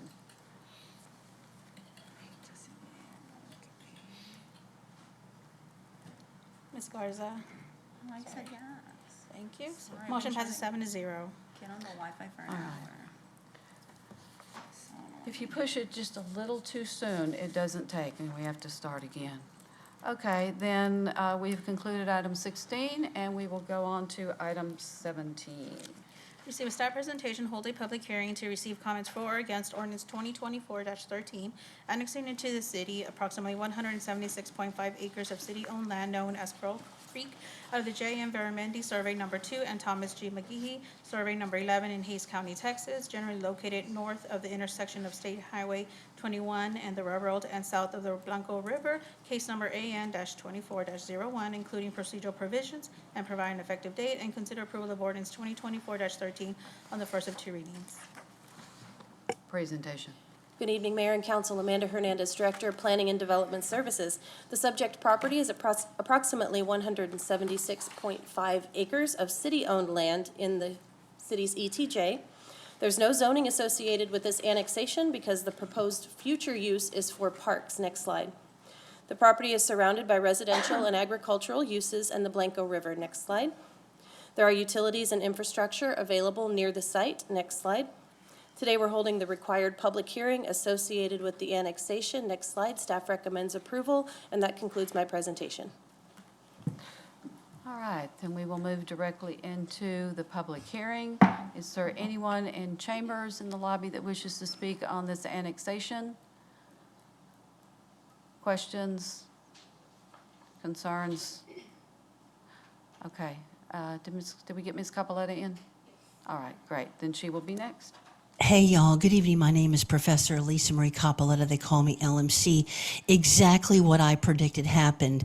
Max had to be arrogant and sassy and go into the chat, someone who's never here, and I shut him down. And you guys know I stood up for you, Mayor, and I understand why they disabled that chat. But that chat needs to be open for when people like me, for some reason, every time you guys tried to move me over to the main session, I hit the yes, I want to go to the main session, and it wouldn't move me over. So I would kindly ask you not to disable that chat, because it becomes incumbent then for someone like me on Zoom to send multiple emails, and that's not fair to Liz to have to try to do damage control while she's running the meeting. She's working her keister off right now, God bless her heart, and then it's additional thing where she has to be in her email. So when you have someone like sassy like Max who won't follow the rules because he wants attention, then just disable him. Don't do it to the rest of us who follow the rules and are quiet and don't go into that chat and be sassy, and we only use it if there's a technical difficulty. Please don't do it that again.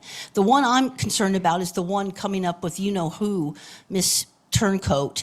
And so I guess I'm just gonna go ahead and talk about the other public hearing. And I would kindly ask you to stop the meeting next time, Mayor, and don't vote until, if there's a technical issue on y'all's end, that you fix that and let us come in and talk. I mean, right now I could be working on my YouTube channel, The Quarantine Catholic. I got all this super groovy gear and lighting. Can't you tell the gorgeous lighting behind me? And look at my hair, look.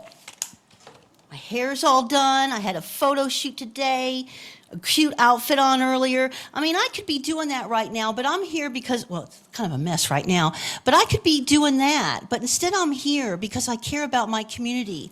So if there's a technical difficulty, please hold up the public hearing. Just like if someone had a hard time and it took them a little bit longer to get to the podium, you would kindly wait for that individual and then you would go on. Don't just vote. I could have had something intelligent to say. Instead, I'm talking about sassy Max and how unprofessional he was and how I'm backing you for shutting down that chat. My only concern is in your budget, why you don't have anything to do with the historical resources survey. And let's face it, y'all, there is nobody using your carts buses. I don't know why you guys keep throwing money at that boondoggle. And now I'm all flustered, but I'm ready for you, Shannon, in a minute. Thank you for your time, and God bless San Marcos. That concludes our public hearing on item 17, and I Motion await to approve, Mayor. a motion. Thank you. I'll second that. Motion from Mr. Gleason, seconded by Mr. Mendoza regarding the annexation of city-owned land into the city, which kind of makes sense. Are there any questions? If not, we'll vote. Mr. Trevino? Let me tally it. Okay, motion passes 7-0. All right, and Hey, Mayor, before we start the next one, we take a break. that is exactly what I was looking at the next one, trying to think how much time there Thanks. might be on that one. So we normally do every 90 minutes, so we're going to go 6 minutes early. I will give you 6 minutes. What? 7:30. I'll fight somebody if they're in line. Our break, and we are at item 18, and Ms. Hernandez is ready to give a presentation. Mayor, I have to read the caption. Oh, I'm first. sorry. Yes, you do. Receive a staff presentation, hold a public hearing to receive comments for or against Resolution 2024-44R, providing no objection to the submission of an application for low-income housing tax credits to the Texas Department of Housing and Community Affairs for the proposed Rose multifamily housing project located on the south side of Old Bastrop Highway, approximately 1,100 feet southwest of the intersection between Old Bastrop Highway and State Highway 123, approving findings related to the application, imposing conditions for a non-objection, authorizing the city manager or her designee to execute said agreement and to submit and execute documents related to the application and declare an effective date, and consider approval of Resolution 2024-44R. Good evening, Mayor and Council. Amanda Hernandez, Director, Planning and Development Services. The subject property is approximately 28 acres and is located near the intersection of Old Bastrop Highway and Highway 123.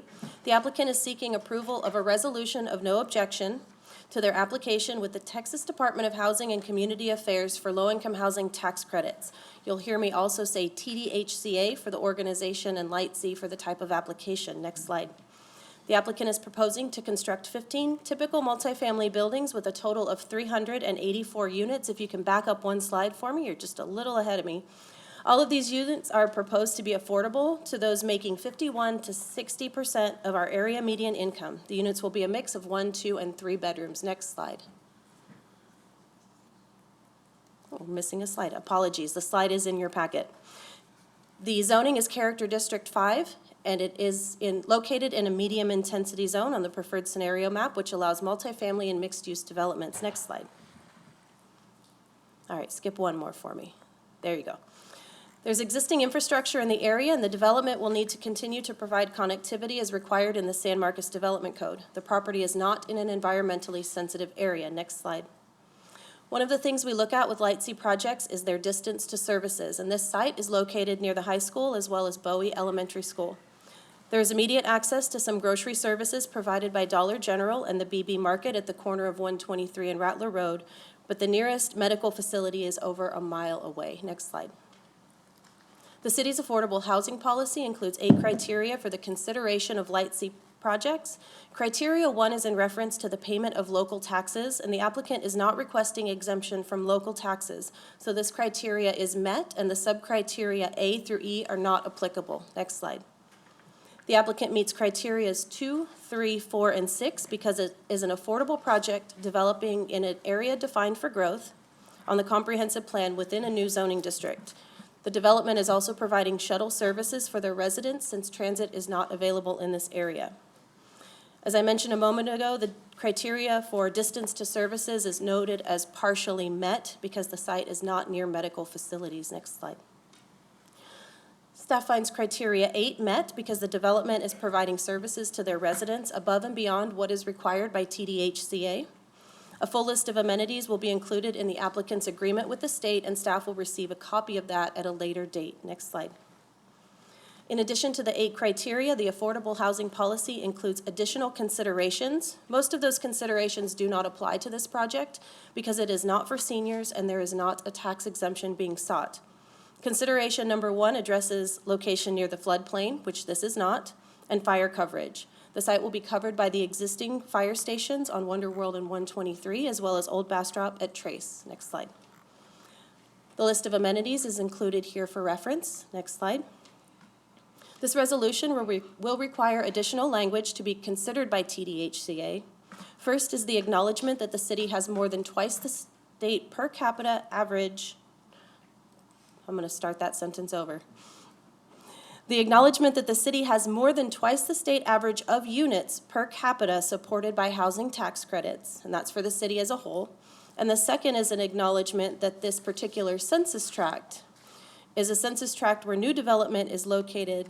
Where new development is located includes more than 20% of units are tax credit units. So this is just an area that has most of our housing tax credit projects, and those are things that we have to acknowledge in order for the state to consider our resolution of no objection. Next slide. We have a copy of the applicant's proposed site plan, and that site plan will have to comply with all of our code regulations. And next slide, the Workforce Housing City Council Committee discussed this item on February 13th of this year. There were no major concerns from that committee, and they indicated general support for projects which do not seek tax exemptions. Meeting 5 of the 8 criteria in the affordable housing policy is a requirement to receive a staff recommendation of approval and this project is actually meeting 6. Therefore, staff recommends approval, and that concludes my presentation. All right, then I will open the public hearing, and we have ready to speak Ian Roberts, Pam Madeir, Logan Schmidt, and Joel Alves. So if Ian Roberts would go first. Hi, my name is Ian Roberts. I live at 111 Peacock Trail in Buda, Texas. I work with Kimberly Horn. I'm here in support of the project, and I'm here to answer any questions should they arise. Thank you. Pam Madeir. Pam Madeir, I'm at 100 Congress, Austin, Texas, 78701. I'm an attorney with Jackson Walker, and I'm just here in support of the project. And as the applicant's attorney, I can answer any questions that you all have. Thank you. Logan Schmidt. Good evening, Mayor and Council. My name is Logan Schmidt here on Roars Companies. We're the developer of the proposed project. My address is 2 Carlson Parkway in Plymouth, Minnesota, 55427. We're happy to answer any questions, and we're excited to present this opportunity with everyone tonight. Thank you. Joel Alves. Okay. Good evening, Mayor and Council. Joel Alves, address is 1201 Walsh Lane, Round Rock, Texas. I am a civil engineer with Kimberly Horn, and I'm also here to support the applicant in their application and answer any questions you may have. All right. Thank you all for being here. We may have questions. Is there anyone else in the audience wishing to speak for, against, or about this project or this item? If not, we'll go to Ms. Capoletta online. Hey, y'all. Good evening. My name is Professor. Can you hear me okay? Yes. Okay, great. Hi, I'm like Breaker 19. You like all my lighting? I've got like an umbrella light over here. Shane, you would be so proud of me. I got a softbox here. You can't see it. It's off camera. Thank you to the citizen in this community who lent me all this lighting gear. Y'all, I'm going to bank on YouTube someday, and I'm never going to come back to your meetings. But for now, I'm here, Breaker 19. So I just want to ask you guys if there's a surrounding residential areas, if that's going to impact those residences in terms of gentrification. If it's all farmland and there's nobody else around, then so be it. You know, let them have Kimberly Horn. They're going to bank no matter what. They've got like the gravy train going all the way to City Hall for years. I remember them when I was like a young blood back in the day in the 80s. The other thing I would just kindly ask you guys is affordable housing is great, but what happens when people can't pay their property taxes? And unfortunately, our city has a lust for constant projects. And I really feel we're at the point now in the history of this community. And by the way, y'all, I cannot wait to get my open records of what your new city manager, what he's going to be making. They keep putting it off every week. They're like, we need more time. We need more time. And I'm thinking, yeah, probably because he's negotiating his salary. Right? And does this public realize that the city spent $88,000 to give themselves raises? So affordable housing is great, but the problem is that people can't pay their property taxes because the city has all these pet programs. And you're an idiot if you're watching this program right now, or if you're in that chambers or on that dais, if you don't see what's coming with the economic collapse in this country. There's going to become a time in this country, and this is not some fringe opinion. This is now in the mainstream media press about the economic collapse that is looming.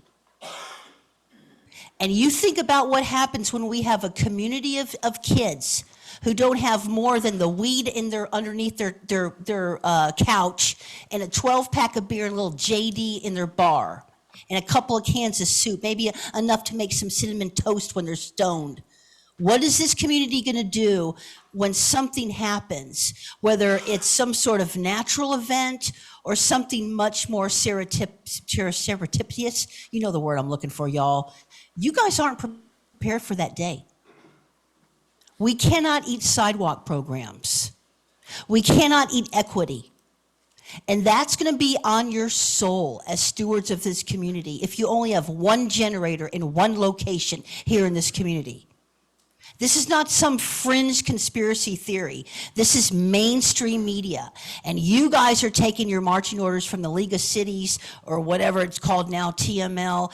And one of these days, you mark my words, you're going to be sad that you didn't do anything. Thank you for your time, and God bless San Marcos.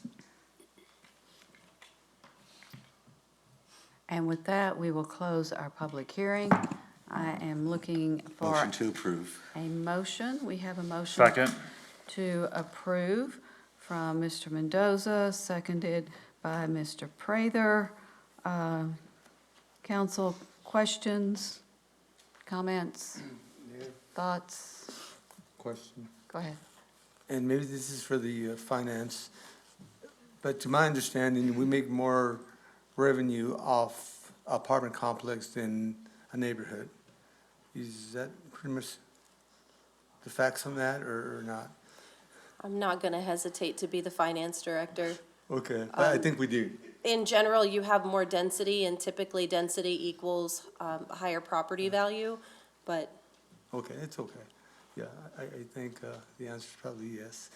I was in this committee also, and the reason I liked it is because they weren't asking for a tax break.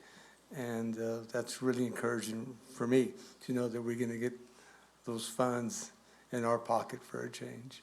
But that's all I have, Mayor. Thank you. Okay, anyone out, Mr. Scott? Sorry. Hey, Amanda, is there something in the code that prevents them from building more than 3 bedrooms in these type of, yes, the zoning district limits the number of bedrooms per unit in multifamily. okay, it just seemed kind of odd to me if we're trying to create more multifamily locations for people that only 4-bedroom creates a real big problem. So that may be something we need to address. So, that's it, Mayor. Another day, perhaps, we would address that.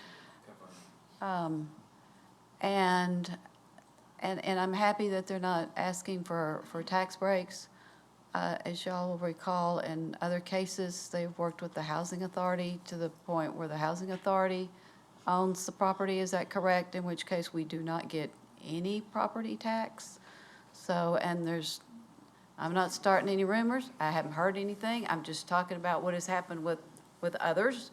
And so you're looking at tax come in.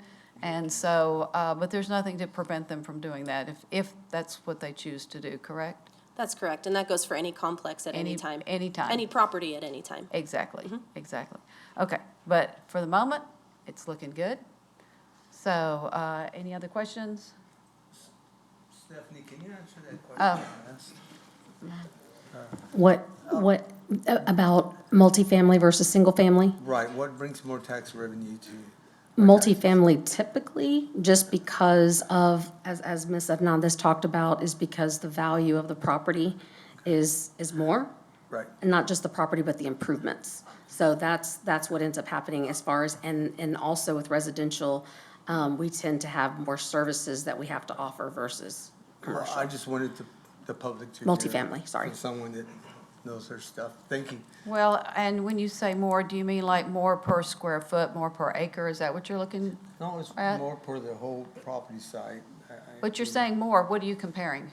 If you're talking Tax about revenue. single family, if you're talking Right, about right. Tax 100 regu- single-family yeah. homes and 100 apartments, Right. they're denser, and so if you're talking about per acre or something, Right. well, yeah. Yes. Well, per units, we got what, 300 units on this project? I don't remember. It's more density per 350. acre is the way that I answered the question. 350. Okay.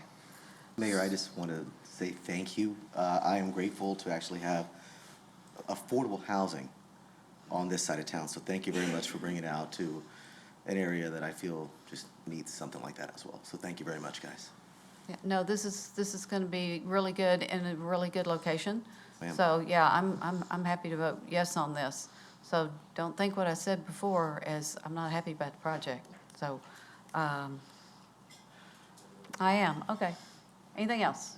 I've got one thing, Mayor. I just kind of wanted to clarify or have somebody fix my comment if I'm incorrect, that they're not asking for any local tax incentives, but these are housing tax credits coming from the state.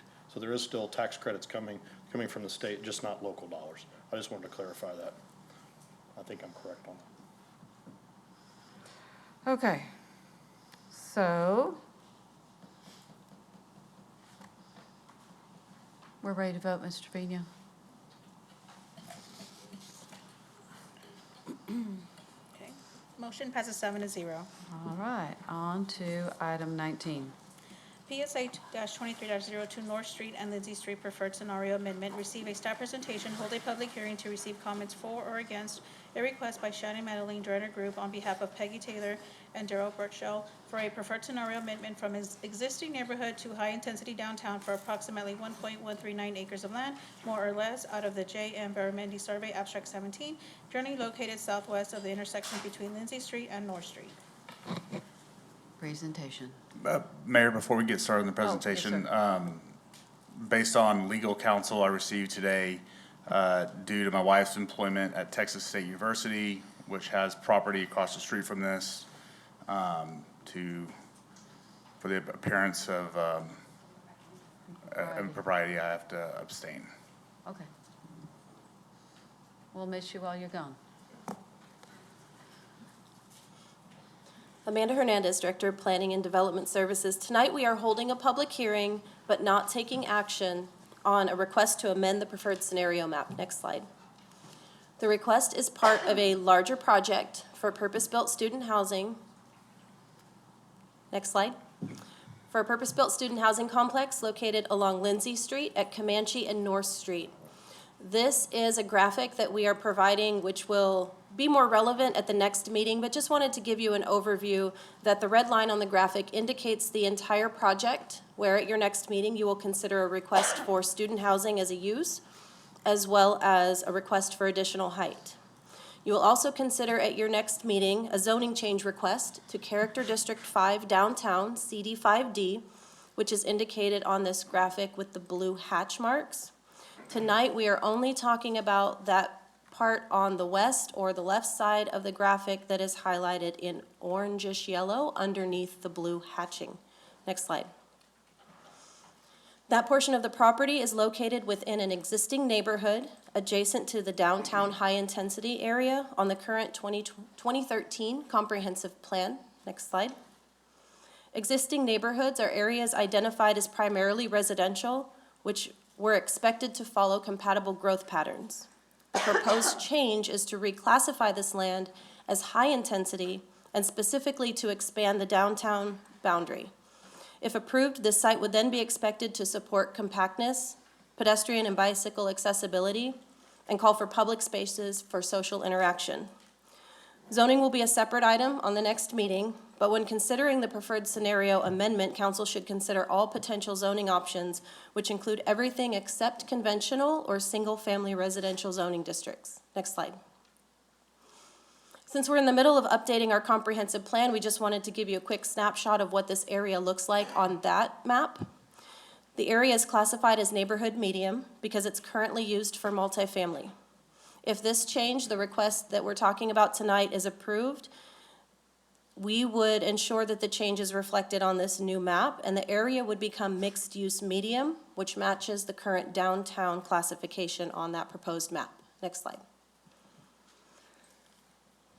Back on the project, this is the concept plan that was provided by the applicant. For the preferred scenario amendment, we're only talking about that area that's highlighted with the red dashed line on the left side of the screen. Next slide. This area, while not located in a historic district, is the location of multiple historic structures.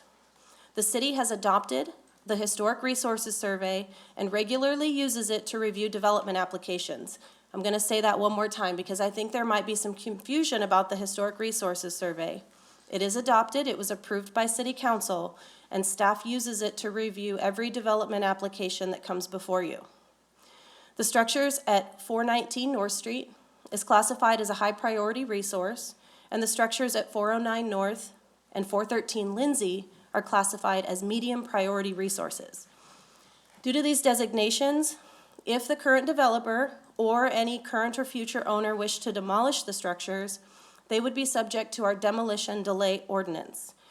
The request to demolish would be presented to the Historic Preservation Commission, and there could be a potential 6-month delay on any demolition of these historic properties. The purpose of the demolition delay ordinance is to allow interested parties and the property owner the ability to consider alternatives to demolition. I want to note that we've been in contact with the applicant, who has indicated a willingness to relocate versus demolish the structures, and this will be discussed more at our next meeting as we talk about the student housing conditional use permit. Next slide. The San Marcos Development Code includes criteria for approval of a preferred scenario amendment, which we've included in the presentation on this and the next slide, but don't switch to the next slide yet. Where you see an orange question mark, the development is neither consistent or inconsistent with that criteria. And where you see a green check, staff found the development is consistent with the criteria. Of the 6 criteria, staff found the request consistent with 3. 1 is neutral and 2 were not applicable. Next slide. To summarize, staff found the development compatible with surrounding uses, a land use goal in the comprehensive plan, because this is an area of multifamily development adjacent to downtown. It's compatible with the adjacent Texas State University, which is a housing goal in the comprehensive plan, which calls for student housing at appropriate locations. It's consistent with criteria for orderly growth because infrastructure exists in the area, and the development would provide housing within walking distance to services, amenities, and the university. And finally, it would be an improvement for public infrastructure, since the development will trigger at a minimum streetscape improvements where there are none currently. Next slide. As far as the process, we are here March 19th holding a public hearing with no action. We will be back for a public hearing and first reading of an ordinance with all of the other items I mentioned at your next meeting. Next slide. Based on the criteria for approval in the code, staff recommended approval of the request. The Planning and Zoning Commission unanimously recommended denial of the request. There were concerns with this change occurring in the middle of a comprehensive plan update. However, the applicant is able to ask, they're able to make this request under the current code and current comp plan, and if approved, again, staff will make sure that the change is reflected in the upcoming comp plan document. There were concerns about relocating those existing historic structures. A comment was made that the land could be developed as multifamily under the existing zoning districts, which is true. Those properties are currently zoned multifamily. The applicant is seeking this change in order to allow more density and taller buildings. And finally was the concern with the expansion of downtown and the encroachment into existing neighborhoods. The area surrounding this request, while designated existing neighborhood, is zoned multifamily, and the nearest single-family zoned property is over 600 feet away on the west side of Moore Street. There are a handful of maps which are included in this presentation for informational purposes. If City Council wishes to go take a look at those, we can talk about them during the discussion. But for now, I will conclude my presentation. Thank you. All right. So I will open the public hearing. We have a number of people who have signed up. At the end of them, then I will ask if anyone in the audience, in addition, wants to speak. So we'll open the public hearing. And our first speakers in this order would be Ed Terrio, Linda Coker, Maxfield Baker online, and Jared Shumsey. Is that close? Okay. So we'll start with Ed Terrio. Mayor, would it be possible for our group, there'll be 3 of us, to go concurrently? Does it have to be in the order that everyone signed up? I think that's what we always do. I think that's best. Okay.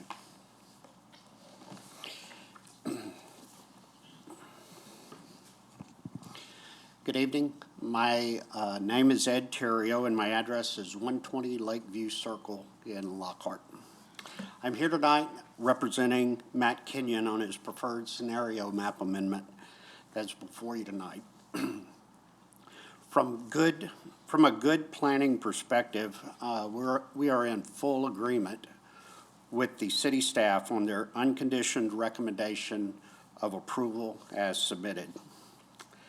We believe that the request reflects adherence to good planning principles, such as reduction of urban sprawl, the increased walkability to school, work, shopping, and entertainment. Also, the reduction of vehicular trips and the reduction of student housing occupancy in single-family residential neighborhoods. The request will also represent an appropriate transition of land use intensity. When combined with the restrictions agreed to by the applicant, that'll be at our next meeting soon, you will hear more about, you'll hear more about these from our next speaker. The approval of our requested map amendment and the associated zoning case will allow for a financially feasible project to be built on both the east and west sides of the intersection of Lindsay and North. This project will reflect a transition from a 7-story project on the east side to a 4-story conventional multifamily project on the west side. This is the type of transition envisioned, we believe, in the Vision SMTX plan. Transitioning from mixed-use medium to neighborhood high intensity. That's on the parcel immediately to the west of us, and then on to neighborhood medium intensity. In closing, I would like to touch briefly on the tax benefits associated with this project. It is projected that the construction of the McLean housing development will replace approximately 77% of the tax revenues anticipated to be lost by the recent purchases of the Vistas and the Sanctuary Loft projects by Texas State University. To the city of San Marcos alone, this will result in a return of approximately $368,500. Also, to the school district, the return will be approximately $606,051. Thank you for your time, and we're available to answer any questions that you may have. Okay, next is Linda Coker.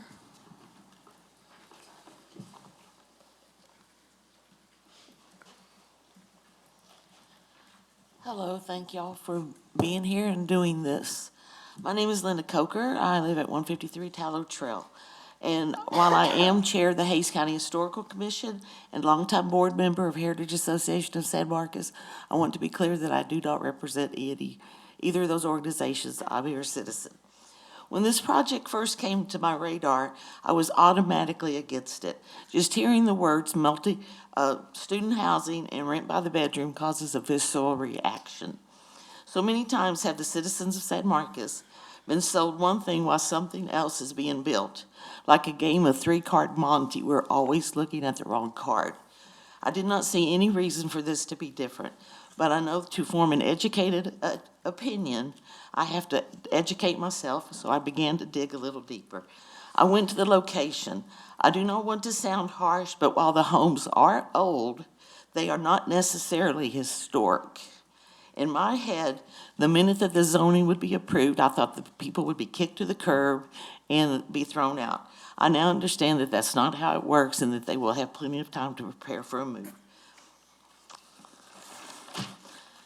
I met with Matthew Kenyon and was impressed with a few things. One was his willingness to work with the city of San Marcos for the best results for everyone involved. This attitude has led to the moving of the existing homes, multifamily units, the bicycle workshop, a parklet, community parking spaces, and much more. But what convinces me the most about supporting a zoning change and go ahead with the development is while standing at the site. Unfortunately, there's little or no neighborhood left that would be indicative of a historical neighborhood environment. There's no doubt that it is a prime location for a university development, which is code for land off the tax rolls and no control over what is being built. It is a perfect spot for multifamily housing, and I am hoping that Texas State employees will be able to access that. Not to mention a perfect place for student housing. I want to reiterate that I am going to support this project, and nobody is more surprised than myself by that.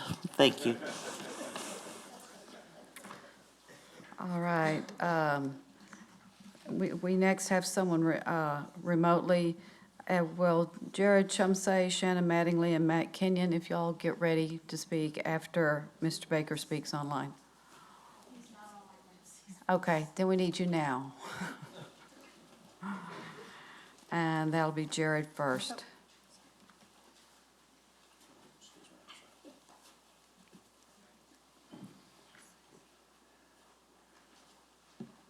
Good evening, council. Thank you all for being here tonight. My name is Jared Chumsey. I live at 114 Lady Bird Lane, San Marcos, Texas. I'm a volunteer with the Tenant Advocacy Group. TAG is a student-led, actually student-founded organization with actually a diverse membership, myself included. I'm just a resident. I'm speaking to you this evening in opposition to the Lindsay Street student housing proposal and ask that council vote no on this PSA. There's going to be, as you've heard from city staff, a few future items that will be presented to council that are attached to this development, including a zoning change that will change from multifamily to CD5D, dramatically increasing the density in the area, an already pretty congested corner street. It will also present a conditional use permit for the advertisement of student housing. And lastly, it will put forward the alternative compliance to literally raise the roof from 5 stories to 7 stories, all of which is designed to maximize profit for one developer. This PSA would extend downtown west of North Street, which, as far as I'm concerned, would be the only designation to be granted this by council. And so my question is, what happens when 20 years from now, maybe a future city council looks at this and says, well, why isn't downtown further west? What's preventing us from moving the boundary and developing and bringing in more density to the area? As of now, the Planning and Zoning Commission has voted to recommend against the PSA and also the alternative compliance. TAG believes the City Council should also follow suit, but not only that, to vote against the conditional use permit. Our group looks forward to corresponding with each of you and working to protect and balance the community interest against a very small private interest, most of whom actually don't live in the city. And we also look forward to talking about student housing and the rent-by-the-bed model to hopefully demystify the apparent confusion surrounding the connection between these two designations. The Lindsay Street proposal would undermine the plan laid out by Vision SMTX. It would displace residents, demolish existing housing stock, and reduce affordable housing options for residents in the area. Additionally, the Drenner Group, right, who is the representative of the developer, could have sent any number of their representatives for this particular issue, but yet it is Ms. Mattingly who is on each of these item agenda proposals. This seems deliberate, and I don't mean to malign Ms. Mattingly, but this seems kind of like a deliberate way to, and an underhanded way to exert private influence over this government body. And your time is up. Okay, thank you so much for your time. Next is Shannon Mattingly. Good evening. Shannon Mattingly with the Drenner Group, 2705 Bee Caves in Austin, Texas. And I am here to talk just briefly tonight about the preferred scenario project that is before you on the west side of North Street. As Ms. Hernandez mentioned in her her detailed presentation, that we are only looking at the preferred scenario amendment tonight on the west side. The current PSA is existing neighborhood, and we are proposing to go to a high-density downtown. The one thing that I want to mention is that as we've gone through the Planning Commission and we've held our neighborhood meetings, done our public outreach, some of the things that we have heard are concerns with that transition into the neighborhood and how we make that transition. And in addition, there has been some conversations about the west side of the property and that downtown does not go to the west side. However, there is currently some areas that are already identified as high-density downtown that are west of North Street, that are just a little bit further below this site. One of the things that that Mr. Kenyon is going to talk about as he gets up here is some of the concessions that we would like to propose. As many of you know, you don't normally condition a preferred scenario amendment. However, we are going to have 3 other applications that will come forward as you're considering this preferred scenario amendment, one of those being the rezoning to CD5D. And so we would like to be able to propose some of the concessions and possibly restrict those through restricted covenants, which is something that the city council has done previously and that we will draft prior to coming back to you. And so as Mr. Kenyon walks through some of the things that he would like to propose on this west side to make it transition better with the neighborhood and be something that I think everybody could agree would be a little bit more acceptable and answer a lot of the concerns that you've heard from the Planning Commission and City Council. You know, some of the things that we've heard are, you know, safety of the student housing. Obviously, there's some existing apartment complexes that are on the site now that were built prior to the building standards that we have today. And so as we remove those over the next few years and redevelop this site if approved, we will then have, you know, better standards that are meeting the existing codes. Safety of the students, you know, looking at parking, one of the things staff had recommended doing 0.85, and there's actually a warrant that was previously approved by City Council for 0.85 on this side, and so the developer has agreed to meet that parking standard, as well as addressing the historic structures, looking to relocate those historic structures within San Marcos. And so I'm going to turn it over to Mr. Kenyon to talk to you a little bit about those concessions, and then we would write those restricted covenants into that zoning as it comes forward. Thank you.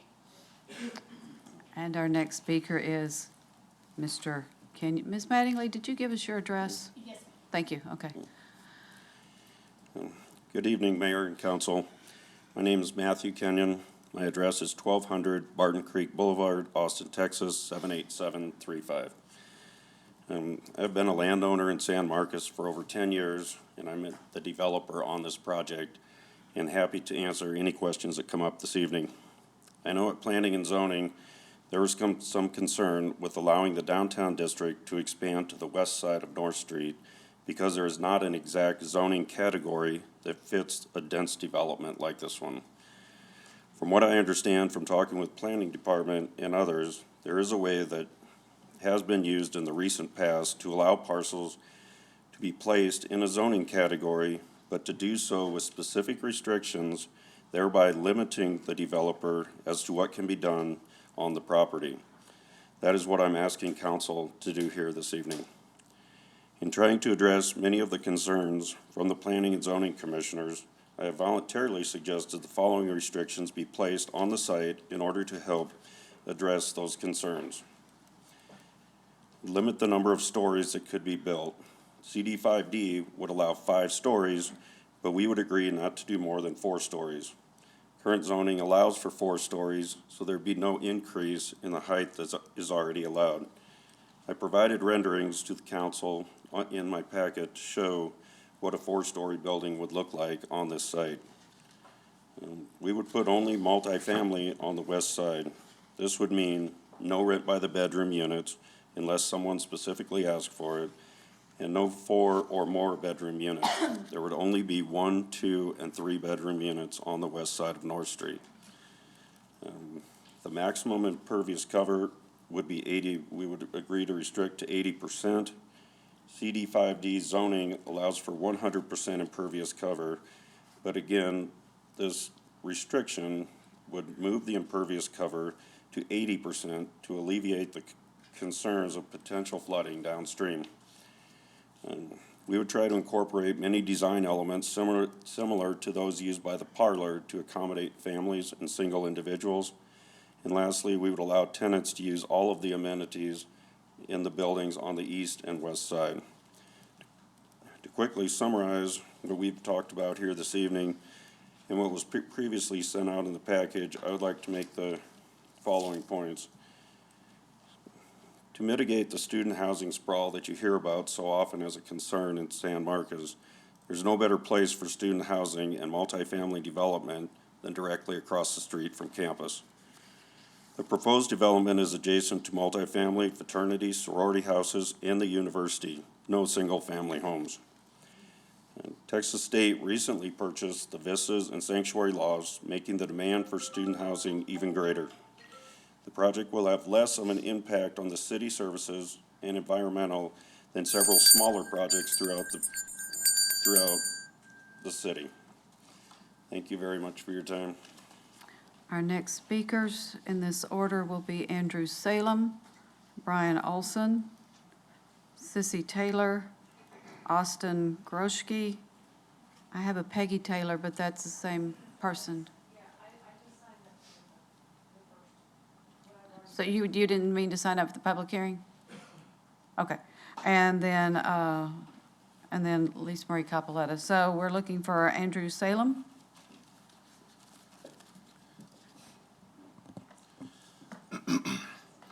Good evening, everyone. My name is Andrew Salem, and I'm a student here at Texas State University. I'm here to talk to you all tonight about the desperate need this town has for new student housing near campus. Last semester, over the course of a few weeks, me and my friend Austin were able to collect around 1,200 signatures in favor of this development. The on-campus support was overwhelming, with some students even thanking us for the work we were doing. As of now, many of the current student housing options near campus are run down, not properly maintained, and some even lack basic fire sprinklers. This was something we noticed when we were looking for a place to live a couple years ago. This led to us leasing a house on the far east side of San Marcos, which means I must drive to campus every single day due to the fact that there is no bus stop accessible. This requires me to start heading to campus close to an hour before my classes are scheduled to begin. I believe that many of these issues could be avoided by allowing more developments like this one to be completed within walking distance of campus. Thank you for your time. Next is Brian Olson. Brian Olson, 432 Stagecoach Trail. It's been a few years since I've been up here. I'm not going to talk about Cape Stam or the San Marcos River. And LMC, I'm so sorry. I hope you don't hate me for speaking on this project, but I'm here to show support for the student housing on Lindsay and North Street for several reasons. I was disappointed after hearing some of the excuses not to support this project right next to Texas State campus. Some of the reasons stated at P&Z meeting were rental rates would go up, only having rent by the bedroom is bad, more traffic, not enough parking, and this being a Texas State problem. Yes, it's unfortunate that we lost $1.5 million to our community because Texas State purchased 2 apartments. That's a huge loss of property tax revenue. One of Texas State's main reasons for to purchase that property was to get rental prices down for their new students. This problem is not a Texas State issue. It's been an issue for a decade that started with community leaders fighting against new housing developments where people can live in our community. It's a term called supply and demand that I learned as a student at Texas State University. Saying no not only raises rents, but also becomes harder to provide adequate community services and wages to city staff that keep our community moving forward. The proposal that went in front of P&Z could recover 80% lost revenue for our community. Imagine for a moment we do not recapture that recent loss of tax revenue and how that trickles down to each department within our city, our schools, and our county. Saying no to this future development not only affects the cost of living, but also the business community that many people have not thought about. I have been a business owner for 20 years here in San Marcos. I'm fortunate to have some rental properties. One of my employees that has been with me from day one had a wake-up moment in 2022. She had to find a new place to live and realize how high rent has gotten. For the first time in 40 years, she feared she would have to move out of San Marcos. I panicked at the thought of losing an amazing employee.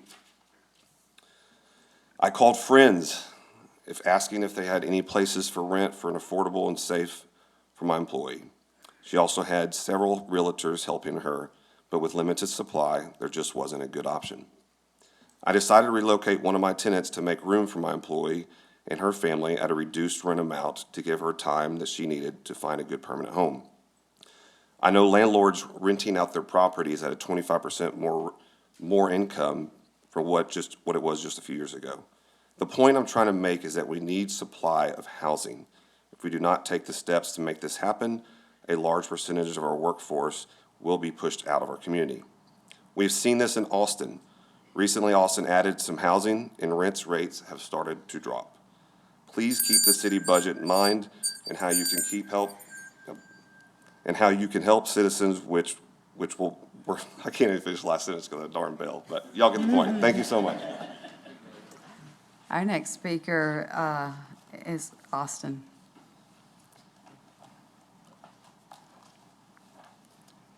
Hello, my name is Austin Grushel. Thankfully, my parents gave me Austin as a first name. At least that's easy. Dear members of the City Council, I stand before you as a concerned student and resident of our beloved city, representing the voices of countless students who face significant challenges in finding affordable housing. As an economics and civil engineering major at Texas State, I have personally experienced these obstacles, and I believe it is crucial to address them urgently. Everywhere around our campus, available housing options for the upcoming school year are almost fully occupied. As the demand for housing increases during the lease period, so do the prices on these units. It's a simple case of supply and demand incorporating the basic economic principles I've learned here at Texas State, as he has as well. However, this surge in prices puts a tremendous strain on students, especially considering the rising costs of education and the financial constraints many of us face. Moreover, the enrollment of the freshman class at Texas State University has reached an all-time high. This increased competition to gain admission as prestigious institutions such as the University of Texas and Texas A&M has driven more students to our university. While we welcome this growth, it has exacerbated the demand for student housing in our community. When I first arrived at Texas State, I couldn't find an affordable apartment, as Andrew said. And despite purchasing a parking pass, I found myself repeatedly being ticketed at the football facility where I did my daily workouts. This not only added financial strain, but also disrupted my academic pursuits. In desperation, I resorted to parking in 2-hour spots, which combined with demanding schedule of over 18 hours of classes has resulted in more tickets, this time from the city itself. Today, I implore the City Council to consider the impact of these issues on our student population.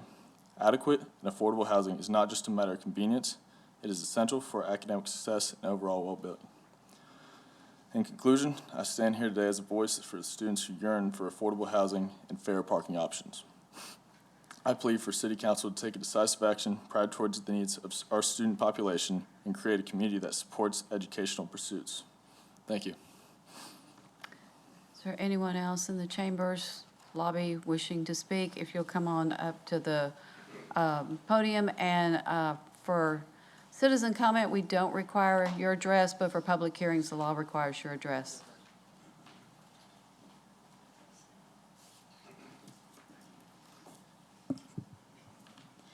My name is Darla Munoz, and I live at 1128 West Martin Luther King Drive. First, I would just like to say that I do believe that property owners should have the right to do as they wish with their own property. And if the owners wish to sell or redevelop their private property, that's their business. However, we all have certain guidelines we must follow so as not to hurt the quality of life for those around us and our shared community. When they came to own this property, they may or may not have known the structures on the property were of historic significance, but they are now protected by the Historic Resources Survey of 2019. I am certain that a great amount of time and tax money went into that survey. And if you choose to ignore it and vote for rezoning, then you open the door for other historically significant structures in San Marcos to be torn down or displaced, and you've wasted taxpayer money. Next, this property is not within the designated downtown boundaries. So unless you're going to keep changing the boundary map, you should not be rezoning this property to high-intensity downtown. Also, This area is not part of the retail area of downtown, and we do not need any more retail spaces. I drove around just the Main Street district of downtown and counted 32 empty retail spaces, and those are just the ones I could see. I didn't even count the spaces that have been empty for years, such as the old Breed and Company. Changing the zoning is not going to improve this area. It is already zoned multifamily and can meet the needs of students and non-students and bring in property tax dollars. Housing in this area does not need all the additional amenities that CD5D will allow for because there are plenty of public spaces to recreate nearby. And university students already pay for many of these services as part of their fees on campus. So much dense construction does not embrace a small town feel and charm. We need to leave a little elbow room with some green space in that area. Lastly, I think we can all agree that if this land is rezoned, it will be developed to high density, and sometime in the future, Texas State will grab it up for more housing. The writing is on the wall. Let's not make it easier for them to pursue this land. CD5D will not improve this area, which is a requirement for new development in the SMTX vision plan. So we need to keep the zoning as it is. I would also like to state that institutional research and planning at Texas State shows that we are already overbuilt by about 6,000 beds, and I'm not sure why students feel that this development as proposed will be affordable for them or anyone else, because apartments in this town are not affordable no matter where you are. Thank you. Did you wish to speak? Okay, we'll need your name and address. Hello, my name is Lucas Bear. I live at 200 Orchard Street, San Marcos, Texas. I want to agree with the gentleman from earlier that it is really a simple issue of supply and demand. Supply has been neglected for many years, and as a result, prices are high.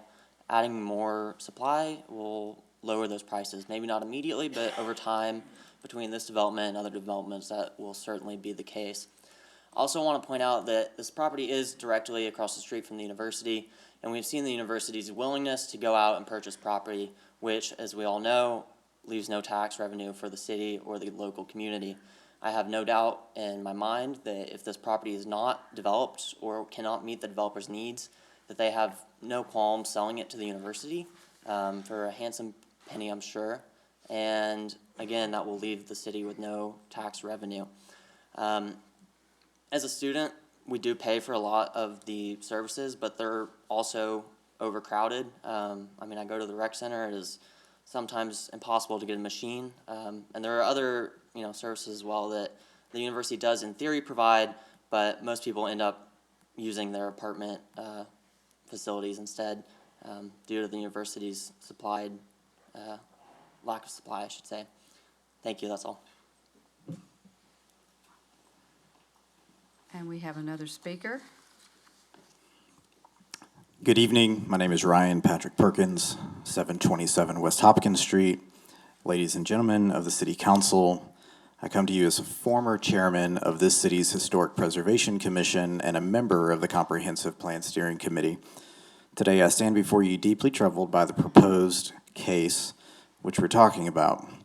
This decision holds immense significance not just for our present, but our future fabric of the city of San Marcos.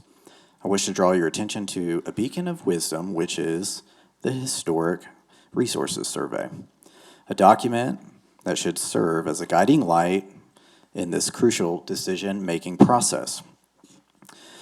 It represents an $80,000 investment by the city and state taxpayers to meticulously identify, document, and recommend to safeguard our historic resources. This comprehensive endeavor involved qualified professionals, exhaustive research, and extensive public outreach, adopted unanimously by all three vesting bodies of this city, the HPC, the Planning and Zoning Commission, and City Council in 2019. It underscores the importance of our historic resources and the necessity to protect them. Section 8B2 of the report outlines the potential expansion of the Lindsay Rogers Local Historic District, across Moore Street into an area that is brimming with architectural and cultural significance. From Craftsman bungalows to a Gothic revival-inspired churches, this proposed expansion area encapsulates the essence of our past, weaving a unique tapestry of our history. The report eloquently articulates that these structures are not mere relics, but living testaments to our city's identity and evolution. They embody our architectural heritage and provide invaluable insights into the historical narrative of this city. Their evaluation as high-priority resources underscores their pivotal role in shaping our collective identity. What concerns me deeply is the proximity of the proposed high-intensity area to the existing neighborhood and the Lindsay Rogers Historic District. The city planning director and emphasized by the city manager on the last public hearing stated that an increase in density leads to an increase in property valuations. Approving this amendment risks in irreversibly altering the character of an existing neighborhood and undermining our commitment to preserve affordable housing and our city's architectural and cultural legacy. In conclusion, I implore each member of this esteemed council to consider their long-term ramifications of this decision. Let's not sacrifice our city's soul and charm for short-term gains for out-of-town developers. Be brave, be bold, and stand united in this community. Each of you made And commitments your in your time is up. campaigns to protect historical and cultural preservation. I urge you to deny this case. Thank you. Anyone else here who wish to speak? Hello. My name is Corey Taylor. I live at 4725 in Southeast River Road in Martindale, Texas. I was born in San Marcos, and I am a recent former student of Texas State. I graduated last fall. I'm also aware of the very large amount of freshmen that have been flooding the university, and the housing prices have been ridiculously high. I stand in favor of this development, as I know a lot of people have put forward that it could be within a historic district, but these houses have never been determined to be historic. They are over 100 years old, but in the past surveys, these have never been determined to be historic. They are under no historic protections, and they're not being upheld as historic properties. A different counterpoint would be Sanctuary Lofts was a historic Baptist church that has been allowed to become housing. Joe's Cafe and several other businesses on that street were housing that were allowed to become businesses. The downtown will expand no matter what, just because people are moving to San Marcos. It's a wonderful city, we have a wonderful community, and we will continue to expand no matter what. I stand in favor of this development because as a Texas State student, it was literally impossible to find parking without a $200 parking pass.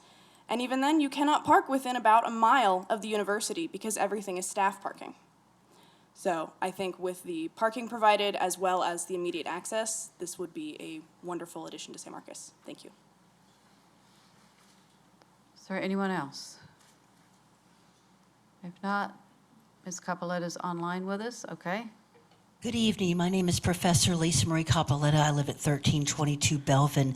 The Planning and Zoning Commission voted unanimously, and they talked about the impervious cover, which means they know it is a flood concern, and which means that the person I talked to at HEB last night did not read his packet because they voted unanimously against it. It's called, Shannon, it's called the preferred scenario and a preferred scenario amendment for a reason. It's the preferred scenario, the way we use land in this community. Just because, you know, and I'm just wondering, are you guys going to honor the time that the planning and zoning, the decision they made, and the time that we invested in working on the comprehensive plan or not? Are we more concerned about some kids that are blatantly, more worried about parking than we are about historic structures? And young lady, that's in the packet. And I want to applaud the developer for digging up all these students and writing their speeches for them, because he knows that there was an outpouring of objection to this, to the point where there was a movement of students speaking out against this. So that was very savvy on his part. That the developer, you know what? If you sign a piece of paper that the neighborhoods won't flood, and if you sign a piece of paper that guarantees that our ways of life won't be disrupted with traffic, because after all, the video that I shot with the first outreach meeting, the traffic was so loud. If you sign a paper that a sinkhole will not occur, and then then maybe I would back your project. But the fact of the matter is, changing the cultural landscape of that neighborhood is why this is it should be a historically designated area. And that's what Amanda fails to come to terms with. These are historically high and medium priority parcels of land in a cultural landscape that's been historic, with no buffer to the neighbors, which is a ticking time bomb for flooding. Not to mention all of the disruption. And the city staff presentation is embarrassing. On slide 9, item 2, the reason why is because Stephanie allowed Amanda and Andrea to gerrymander that parcel of land, which is shameful, because they knew this was going to come up. That area should have been designated the heritage neighborhood. On number 3, on the next slide, that will cause traffic, flooding, air pollution, noise pollution, and ruin the integrity of the neighborhood. These slides that you made, Amanda, are utter drivel. Because if you look at number 4, it also shows your bias, because this is a historic area. And certainly item number 5 on that slide does not take into consideration the neighbors. Why are we so concerned with students and parking when people's lives will be ruined as a result of a high rise with no buffer going against the preferred scenario of this community? Thank you for your time, and God bless San Marcos. And I will now close the public hearing. And council, I'm not asking for a motion because this is not for vote this evening. This is one of those public hearing only, but we can discuss it, correct? Yes, ma'am. And I'm assuming Mr. Scott will be right back. Council, thoughts? So I reached out to several neighbors throughout what I continuously call the bowl neighborhoods that we have in town, what we call the barrios. Sunset Acres, Wallace Addition, Rio Vista, Victory Gardens. And it wasn't just specifically for this particular development, but it was just everybody that we eventually came down to. Students was the topic of everybody's choice. And they kept asking me, why aren't the students next to the university? Why do we spread them out throughout the entire town? Why are they affecting our neighborhoods? Why are we putting apartment complexes out on 123 for people who just seem to have to drive their car all the way to campus? I've been several times to that neighborhood, walked around, even spoke to some of the sorority young ladies that are there. The character of that neighborhood seems to be university. I don't see where the character of that neighborhood is somebody like, again, Sunset Acres, where you have families that have been there for generations. I understand the need for affordable housing, for housing period, I guess, for the students that we have. They are part of our population. They deserve to be listened to. It's not just they're here temporary. We have a lot of these students who want to stay in the city, and we have a lot of people who want to live next to university. The individuals that I was actually at that meeting at Palmer's as well, everybody kept saying that they'd like to see somewhere where we could have everybody live next to campus to make it fair, whether it's you work in the janitorial services or whether you're a professor or whether you're a student. I don't see why this is not a good spot for this. I would rather see the students being closer to campus than putting them on 123 and causing more traffic, more carbon emissions, more hassles for us as a city to have to provide transportation for them. I am sorry that the university does not provide enough for these students, and Lord knows they pay a lot of money out of their pocket for this. But I think as a city, we have to step up when the university doesn't. And we have to at least provide them something, because these are our citizens. So with this project right now, I'm not going to say I'm in favor or against it, but I'd like to see how far it goes. But I just wanted to point that out, that I did speak with people, and they're really wondering, why aren't the students staying? And I don't mean to be rude, but why aren't the students staying on their side of town? Sorry. I was just gonna say, I felt that, yeah. Copy paste. Yeah. Stay away from my neighborhood. No, I'm just kidding. There's a lot of students in my neighborhood, but and thank you for that perspective, Mr. Mendoza. I see it just a little bit different. I lived here almost 62 years, and I saw the town when I was in P&Z many years back with only a few bars, and that's all we're gonna have. And before you knew it, it spread and it spread and it spread. Now there's no stopping it now. It's too late. With a project like this, I see the same thing. Where does this stop? You know, this is still a neighborhood as far as I can see it. The people that I talk to tell me, Sal, what happened to downtown? What happened? Look at all the apartments, look at this, look at that.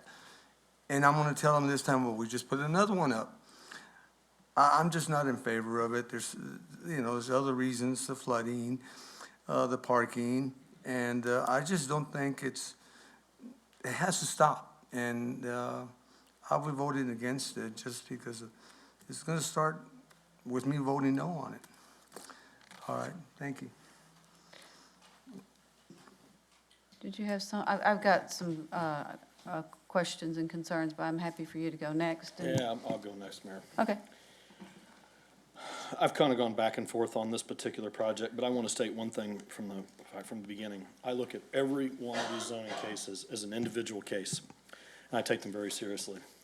And there are a line in the sands for me, and I've stated that publicly in the past, including when I chaired the Planning Commission about some things that wanted to potentially move across Moore Street, where that historical marker was.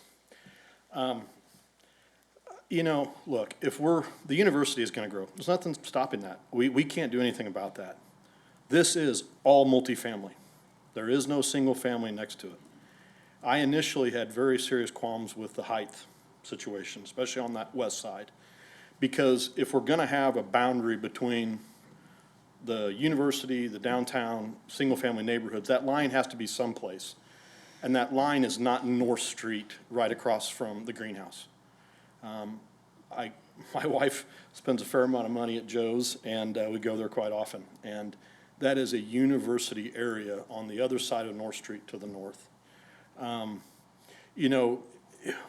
would love to save every single structure in town, and I will fight for the neighborhoods adamantly. And I will fight against some of these things that are inappropriate or do not make a lot of sense for development.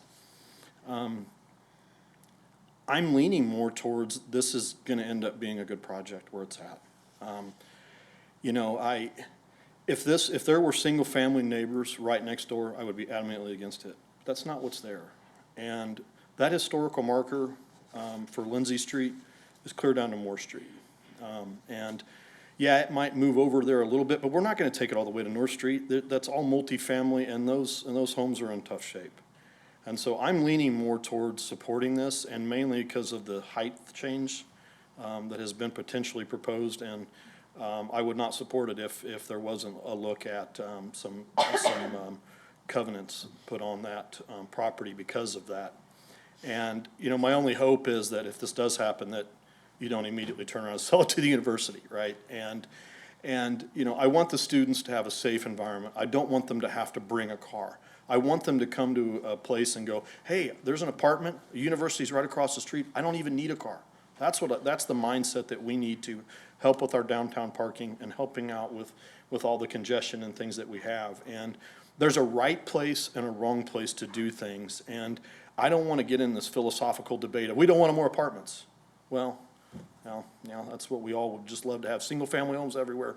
That's not the case in a university town. So I'm leaning more towards, and it's going to be an interesting discussion at the next meeting.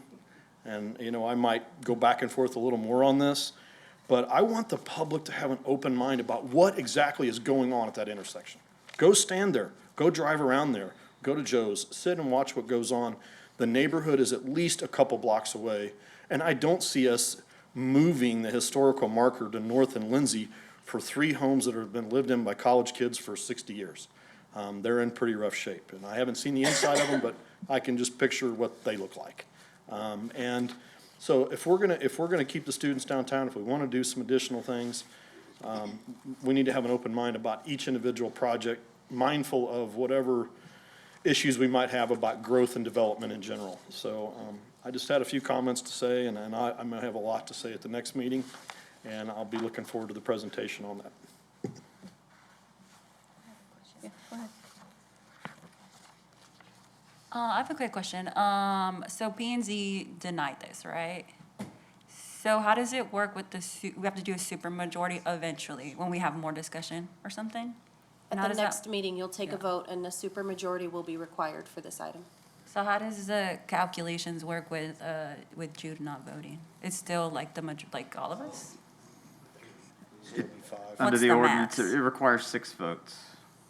Yeah, regardless of how many are Oh, so, present and voting. yeah. Interesting. You learn something new every day. Yeah, we do.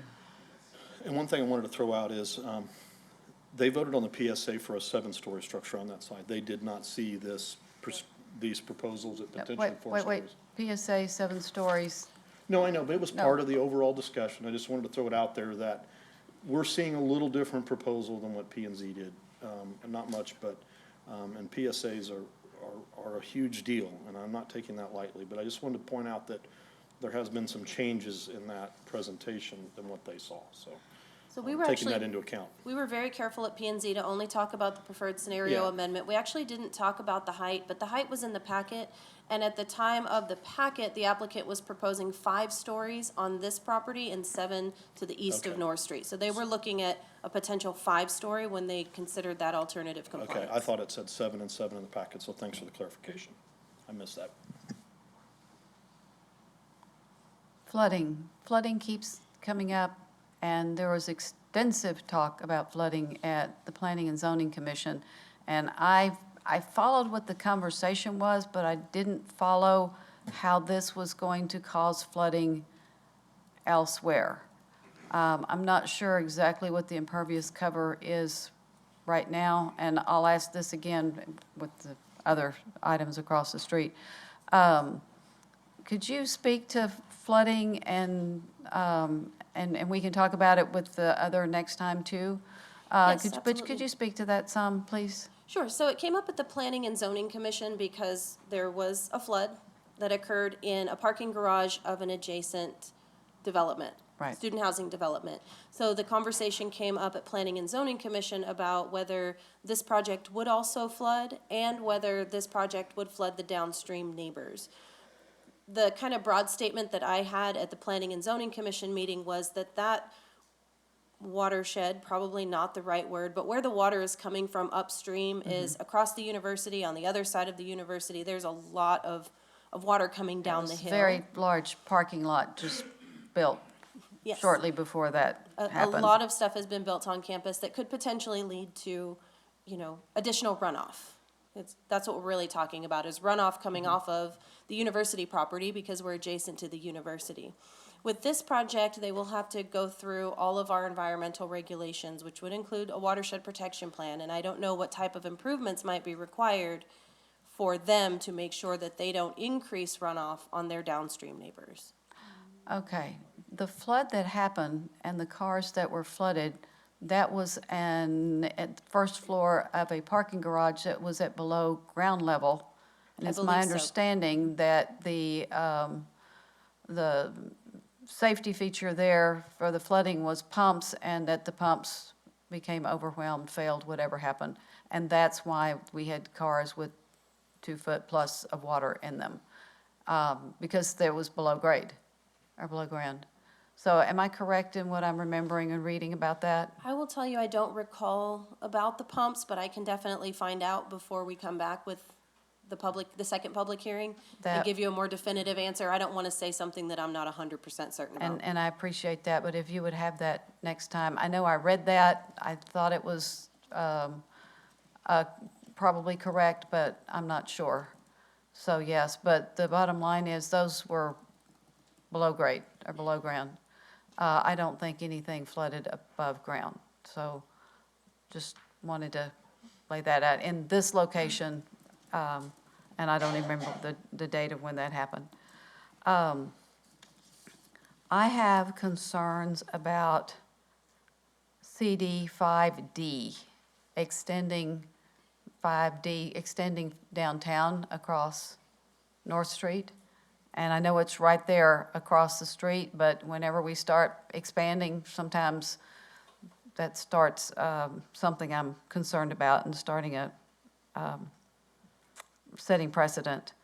So I'm looking to see CD 4, CD 5 instead of 5D.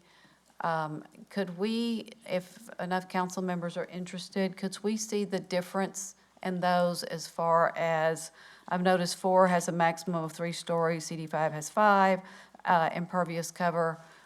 Could we see that comparison for at least those 3? Yes, ma'am, Are absolutely. y'all interested in that with these type things? Like, I know y'all do the land use matrix, but for this one, for some of these other elements. Yes, ma'am. There's usually a zoning comparison, what it is currently and what it's going to. Right. And for this one, in the zoning change request, we have all 3 multifamily districts and the 2 character District 5 districts.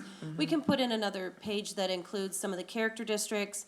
And I was actually just poking around, maybe we look at the ND4, neighborhood density 4, and I can talk with the applicant to see if any of those would work based on the conversation and the concessions that they proposed this evening. Right, and the concessions, P and Z did not see those, correct? That's Correct. as a result of the P and Z discussion.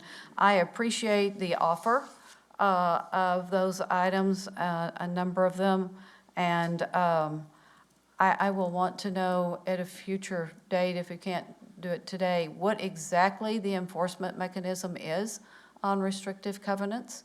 Mr. Gary, is that something that you would be prepared, as laid out here? And with the, I hate to say clawback, that's not exactly the right term, but the enforcement and what happens if they don't do what they promised. And I'm sorry, I was reading something real quick on the ordinance, but just basically some sort of. Well, if restricted we went covenants. with restricted covenants Yes. on this, what does How- that really mean as far as enforcement? What it means is the city is the beneficiary of the covenants and has rights of enforcement, and that's done through, really, it's a court action. You get an injunction or some sort. So yes, the city has enforcement rights through a restrictive covenant. If there, of course, that requires both parties to agree, but assuming that's something they would agree to as a recorded instrument, yes, we could do that. So enforcement through court action if they didn't, or if these folks were in agreement, but through some life change, winning the lottery, something else, decide to go spend a few years in the Bahamas or something, and they chose to sell to someone else, would those covenants survive that sale? Right, and that again, it's all a function of how you draft it. Most restricted covenants will be assumed by any future buyers. They run with the land, as a restriction running with the land, how it's typically done, so it would be binding on future owners. Okay. All right, those are some things that I needed information on. And we haven't talked about parking or traffic. That's usually the hot topics I with didn't even want to go there, this Mayor. kind of thing, and I'm limiting it to just the space that's on our agenda this evening. But, And Mayor, if I may, we're going to talk about parking a lot. Next time? At the next meeting. So Okay. if there are We questions. can just wait. If there are questions, I'd gladly take them back Yeah. in case I don't have the answers, but we are going to talk about parking a lot. Is there anything in particular y'all want to make sure that is covered, that Ms. Hernandez has time to prepare on? I hold would on. like to see a comparison of, not every complex in town, but, comparison of size to what we have available for spaces. Example, like Cheatham Flats compared to these guys, or the Purgatory compared to these. I just want to know how parking is compared to these guys? I mean, I know we have like that 80.85%. Like there's 1 for 1 and there's like 0.5. Well, parking would be one of the things on this comparison chart for the different. Yes, parking will be CDs. an item on the comparison chart across zoning districts. What I Thank hear you. Councilmember Mendoza asking is to do research on existing complexes. Just something we can have comparison for. I'm not gonna promise that we're going to get accurate information from all of our apartment complexes in the next 2 weeks? week and a Oh, yeah, half that's before right. before the Yeah. packet goes out, a week and a half, Oh, 2 well, weeks. really a week. Okay. They have provided, the applicant has provided some information in the packet, as well as, I believe, the Tenants Advisory Group or Advocacy Group. I believe they have Okay. included some information. So you do have some sources out there. We can see what we can find. We did this a few years ago, but it took us a month or so to really get the good information, because the apartment complexes don't always want to. Well, could you provide just Answer what you it. do have available? I mean, We can provide some data that's probably 2018 data. Well, Maybe a little out the of number of units and the number of parking spaces they have available That we have probably most. hasn't changed. So that would be helpful. The question, and what the percent is, how it falls in line with requirements. And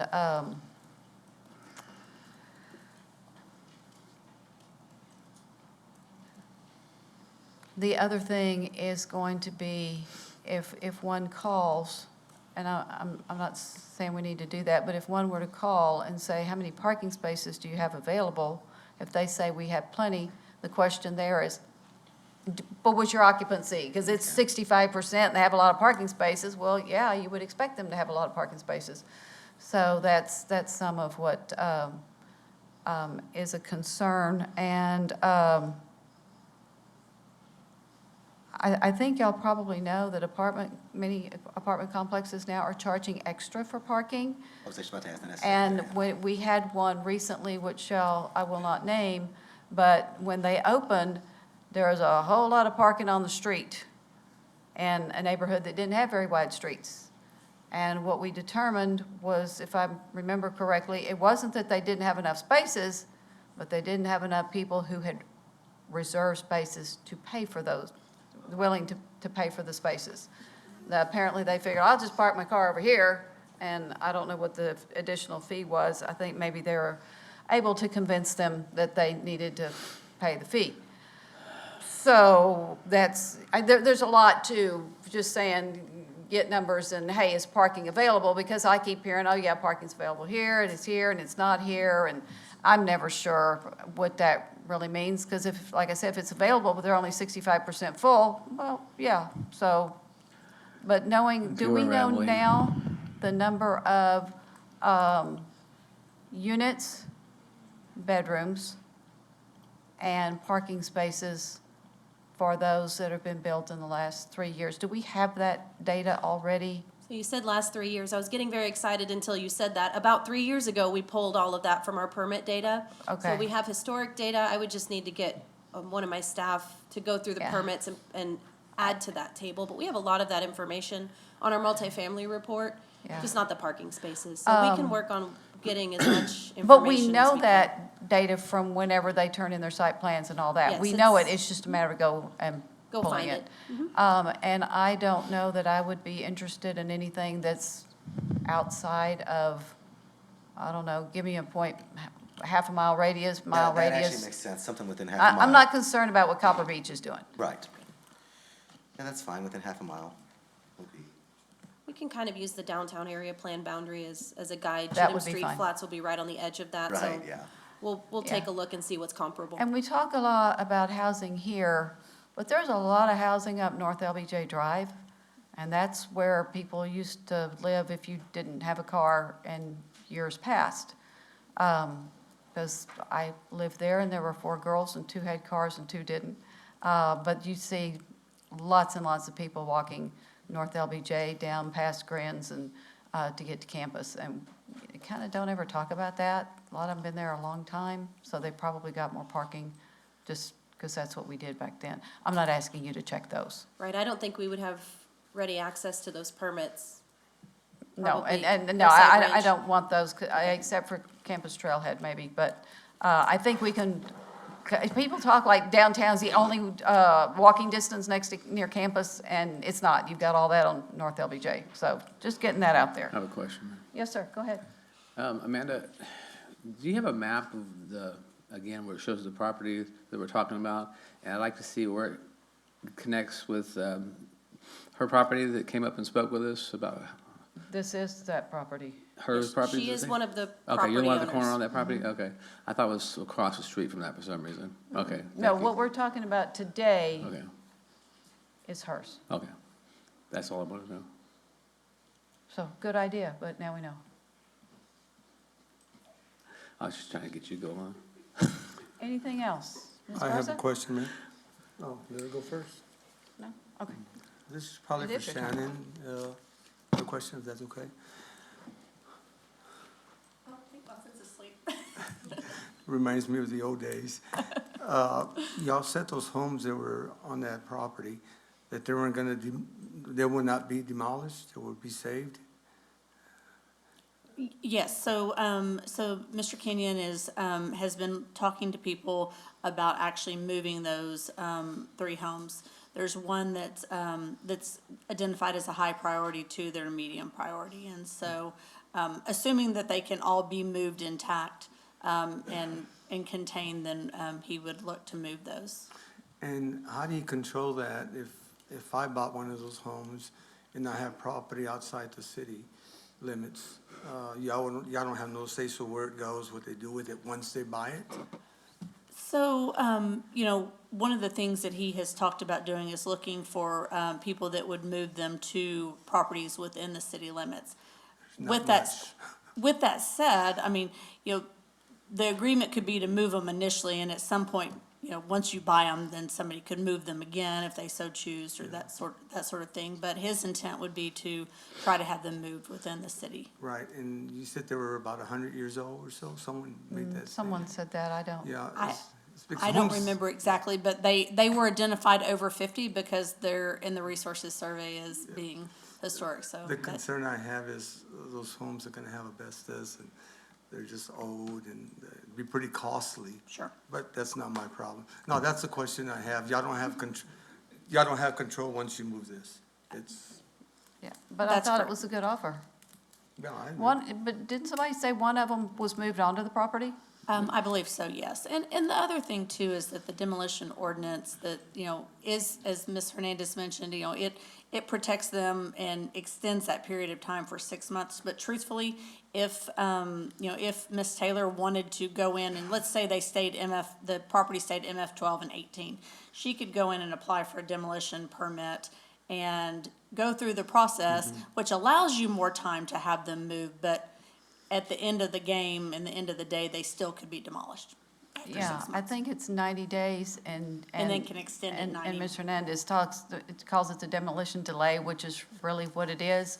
Because when we had that with another building in town, what people asked for was notify and let us know and delay it and give us time to look. Yes, ma'am. And so notification and delay is the key parts of that. But you're right, it doesn't stop anybody from demolishing a structure. Yes, ma'am.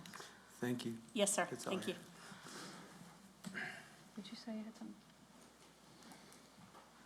Okay, and that was something else that I appreciated. I'm not sure how we write that in there because I don't see it on the concessions list.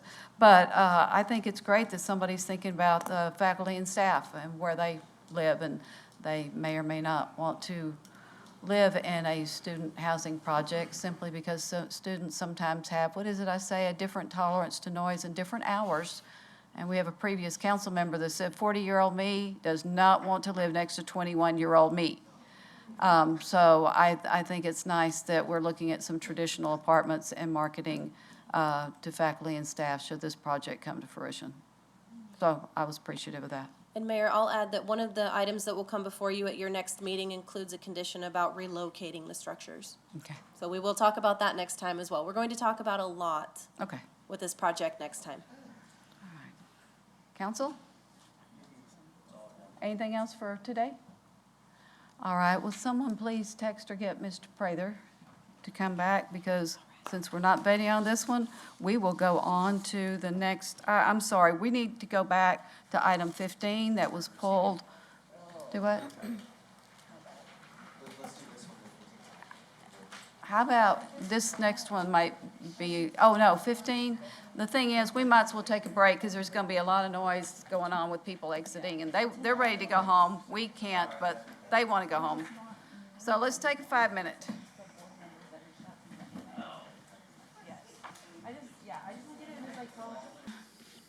Yeah, and Mayor, I have one thing to say. I'll be stepping away. I need to run home for an emergency, so I'll be stepping away for the evening. Okay, we'll miss you while you're gone. Thank you.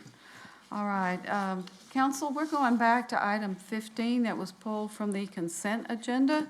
Ms. Trevino, would you read this item first, please? Yes, consider approval of resolution 2024-42R, approving funding agreements with Southside Community Center in the amount of $50,000 from funds received by the City of San Marcos under the American Rescue Plan for the purpose of establishing an implementation plan for recommendations provided by the Comprehensive Needs Assessment Study and recommendations on homelessness to support the recovery of the community, authorizing the city manager or designee to execute said agreements and any necessary documents on behalf of the city and declare an effective date. Need a motion? Motion by Mr. Scott, seconded by, thank you, Mr. Mendoza. Ms. Garza. Yeah, so I had reached out to Stephanie over the weekend, just, and I actually didn't even know this was on the agenda, but I think there was a little bit of confusion among some folks about like where the money's going to, like the origin story, da-da-da-da. I think all that's been clarified, but now that this is on the agenda, you can just like, I don't know, the 2 blurbs that you told me, Sure, I think absolutely. is suffice for the community. No problem. So as council may recall, and the public may recall as well, is the council allocated about $900,000 for homelessness initiatives as part of the American Rescue Plan funding. And so of that amount, you commissioned a study for homeless needs assessment and with Dr. Marbut. And then also he provided his final study to the Homelessness Council Committee. And so those findings have been provided. The Council Homelessness Committee has said, okay, what they want to do in terms of moving forward with the implementation plan. And Southside Community Center was the organization that was identified as being the best positioned to act, you know, and take these, the initiative in terms of moving that forward with implementation. So staff has been working with Southside Community Center representatives to identify how we move this forward.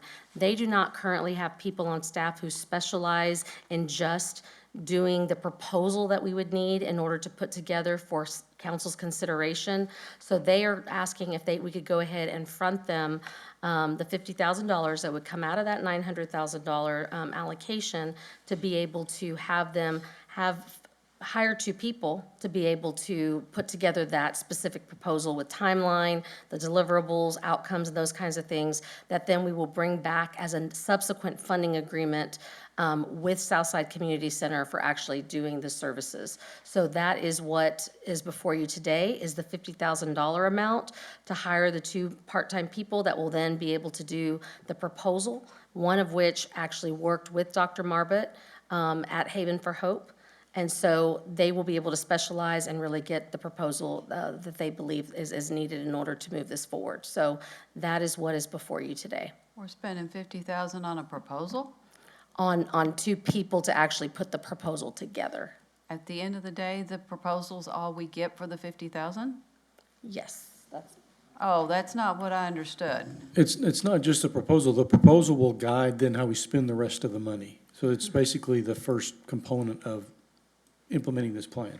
It's like setting them up for success so that they know what to do well with the $800,000, is my understanding. What we told them is that much like any of these other projects that we're funding with ARPA funds, we need a proposal that has a budget, a timeline, and we need it by an X date.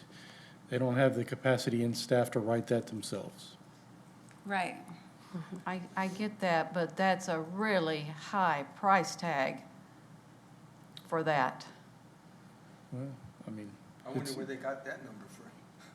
I don't know. I thought this was actually to start hiring case managers for a certain period of time to get started. I did not realize, I didn't hear that this was just to write a proposal.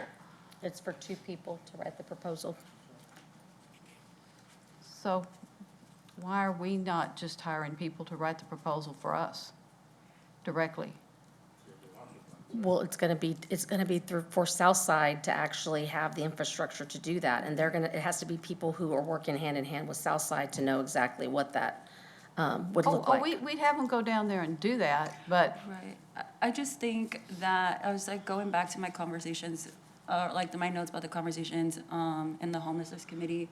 And we really emphasize based on the study, like, that this is the entity that's best suited, but we also recognize that because it has been historically like underfunded, we need to invest in like the foundation to empower them with the resources they need to be able to get their stuff together and like make a plan. I don't know. I'm fine with it. I think it should be the folks that are there, like immersed in the work, but I'm also open to hearing what y'all have to say.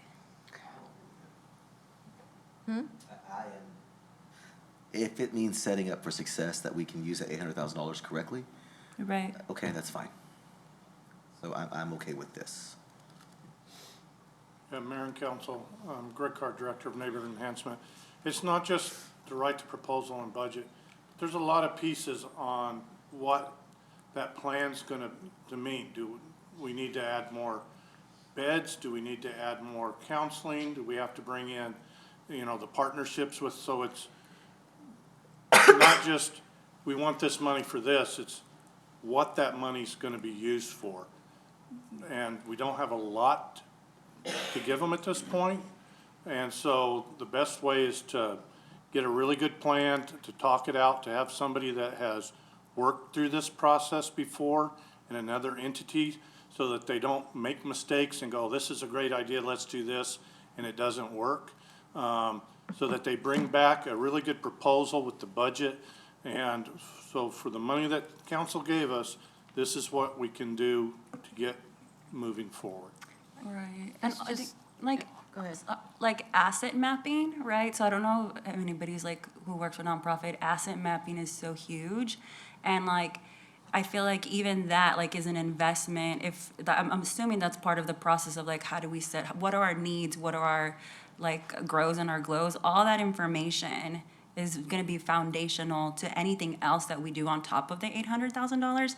And if the study said like this is what we got, like this is going to be like this is where you got to put all your eggs in the Southside basket. Like, if we're going to support that, we have to, like, really support it and not just, like, support it for pretensies.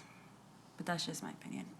I feel like $50,000 is not that much money if it's an investment in the entity that's supposed to get this done eventually. it's just, we had one study, then we did another one. Now I'm ready to start spending money to actually get things done. So I will vote for this. And of course, if we were directing it, clearly, we would have them down at Southside because that's where the services are going to be delivered.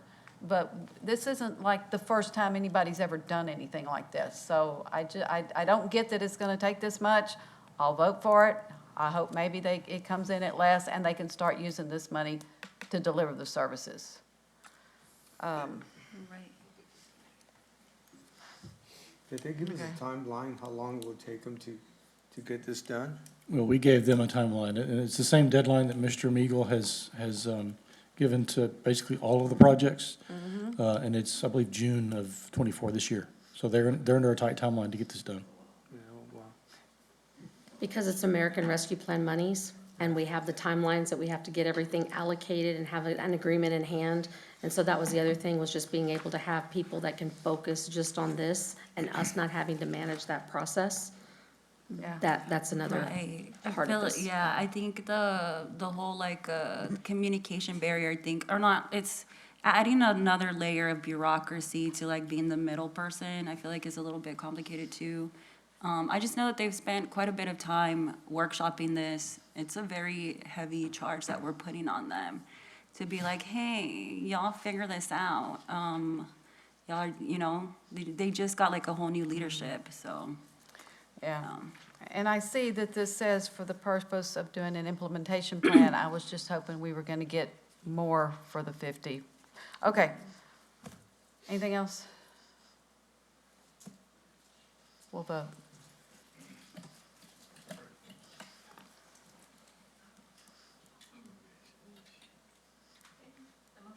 Six to zero. All right, now we are on to item 20. Is that correct?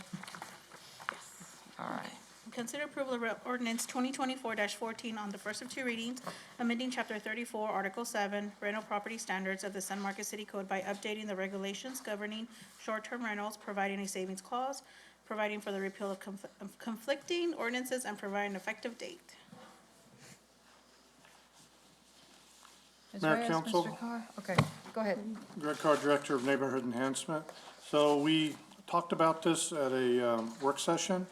We had a lot of good feedback and questions and concerns. And so we, in the packet, one of the documents highlighted the areas that you had spoken to. There are still, a lot of it was just some wording cleanup and moving some stuff around just a little bit. The biggest items that we changed, you had the concern about the occupancy. And it gave us a chance to think about what some options might be. And thankfully, with our fire marshal, we have the fire code, so we can just tie it to the fire code. And that handles the occupancy very clean and easy. And then another challenge that I had was between the type 1 and type 2. A type 2, the way our zoning goes, could be a residential development, but it didn't fall under the single-family zoning. So we address this by just, if it walks like a duck, quacks like a duck, it's a duck. So if it, we got, in the definition, we set up the area and stuff. If that home wants to be a single or a short-term rental, there's an area around it. If it's 50% or more, then it's a type 1. If it's 50% or less, then it's a type 2. 50% or more what? Residential homes. Thank you. And is that single family? Single Would family, duplica- yes, single would family. Duplexes, fourplexes be included? Single family. Okay. Mayor, I'm gonna have to excuse myself. I do apologize due to a conflict of, I have rental property in town. I'm not sure if that would apply to that or not. Not if you're City not doing attorney. it short-term. Mr. Gary? Okay. You have to determine if you have uses that you think will be affected that are. Well, we're only talking about short-term rentals here, right? Correct, only short-term. Just depends if that's, if you think it has an impact on your businesses, you'd have to take a look at Do you that. do That's- short-term That's rentals? distinguishable from the public. Okay. Then I don't do short-term. I'm okay then. Yes. All right, thank you. Thank you for checking. So there were a few items that came up that we will need to clean up some more verbiage just a little bit before second reading. But hopefully, we can get this going tonight and we'll clean that up. And any changes we make will be clearly identified so that you know what changes were made. And again, it's just some wording clarifying further on some items. And I can go into more specifics if you want. But they'll be marked, or give us a list? Yes. Of what you're adding? That'll basically be the red line, that any changes from what was Let me tell you, tonight. that red and yellow was really hard to read. Yes. And let me just mention one of them, is, I'm not sure who was here, after the floods, we did set a requirement for anyone who rents out housing to tell their renters that you are in a flood-prone area, provide other escape routes, because the way they know to get there may not, and that's gonna be more intense even for short-term rentals, because they're really not gonna know. They just need to know, watch the weather, and if it starts to rain hard, pay attention.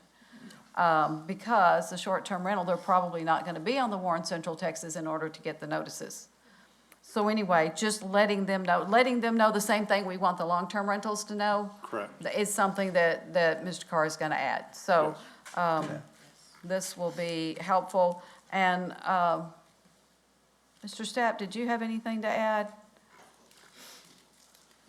No, Mr. Carr and I spoke before the meeting, and I wanted him to summarize that, so I'm Okay. okay with that. Could you talk about the reports? You know, we had several operators that were concerned about the burden of reporting. Yes, and again, the purpose of that is only if there's a discrepancy between, because we have a company that says they should have made this profit based on the rentals that we show that they have. And if their hot tax says is not close to that, then we would need this information to verify. So it'll be upon request. It won't be you provide it. We don't have the means to keep track of that. So we need to add upon request in there to clarify it. Okay. What's clear in our mind isn't clear for somebody reading it. Well, yeah, because it sounds like it's required of everybody all the Correct. time.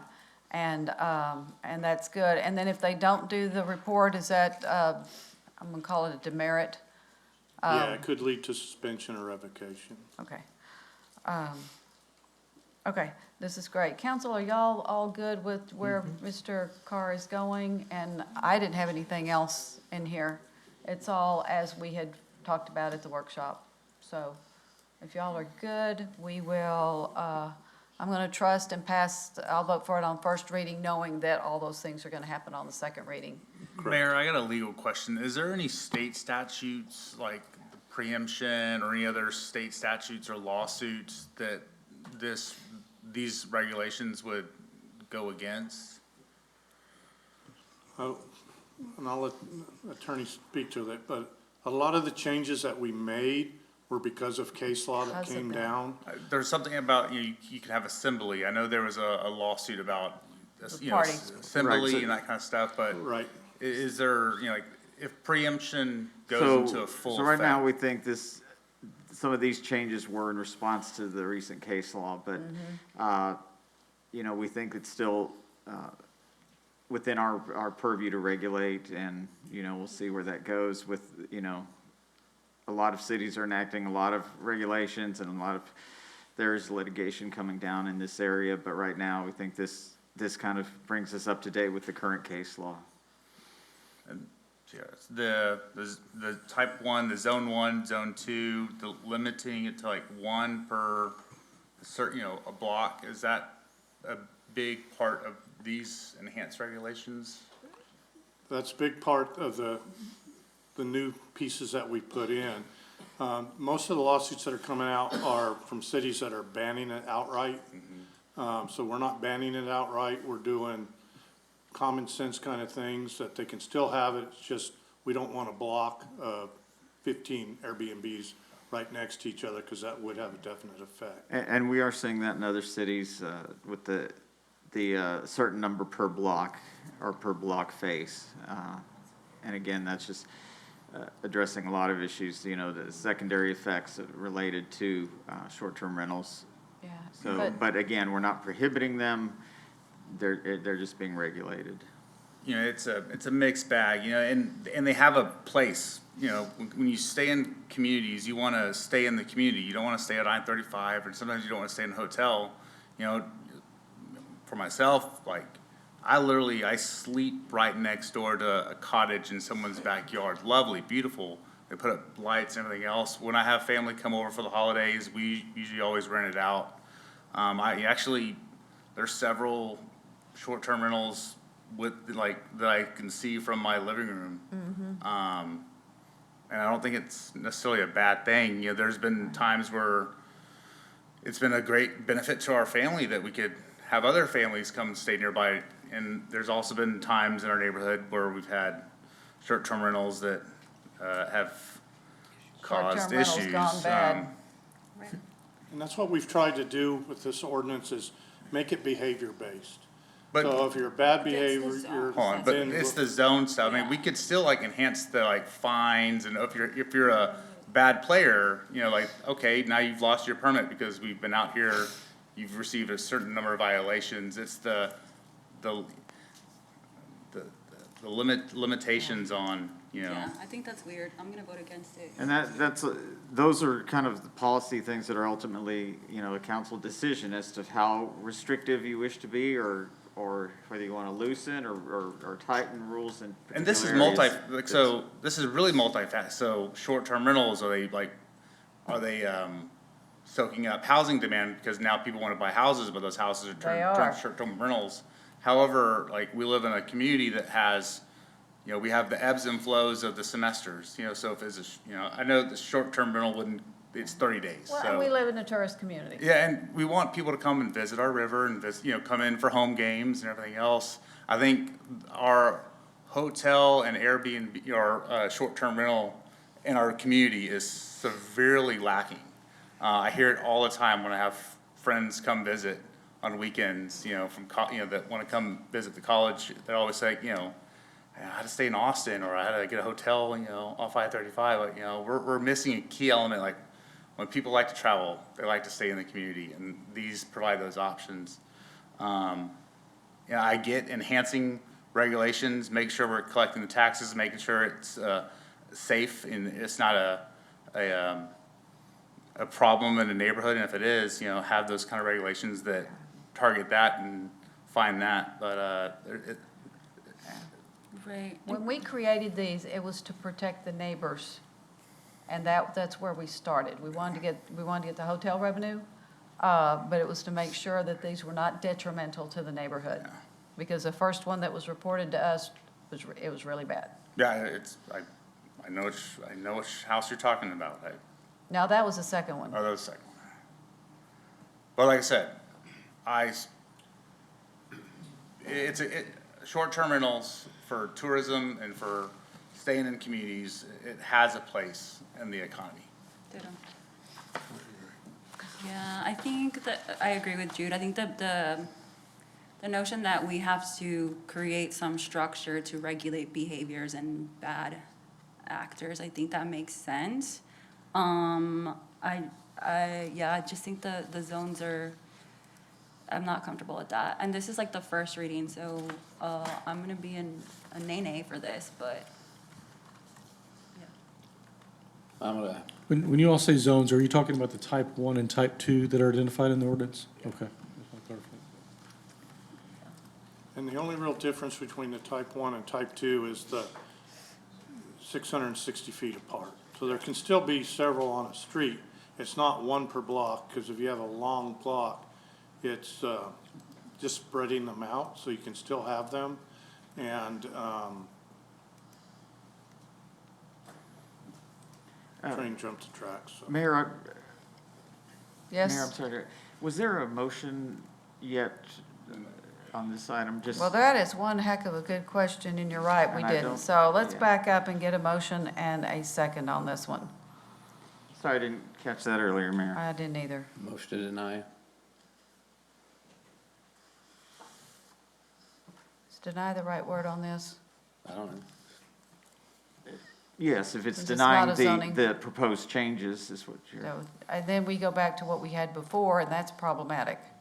that would leave it to the, yes, it would default to the old ordinance. Which all the fixes that we're trying to put in due to legal issues would not be in effect, and then we'd have that Of problem. course, we don't have a second yet, right? Do we? No, second. Well, I'm trying to make sure that we understand what we're doing here. Okay, so we have a motion to deny from Mr. Scott. I'm looking to see if there's a second. I'll second it.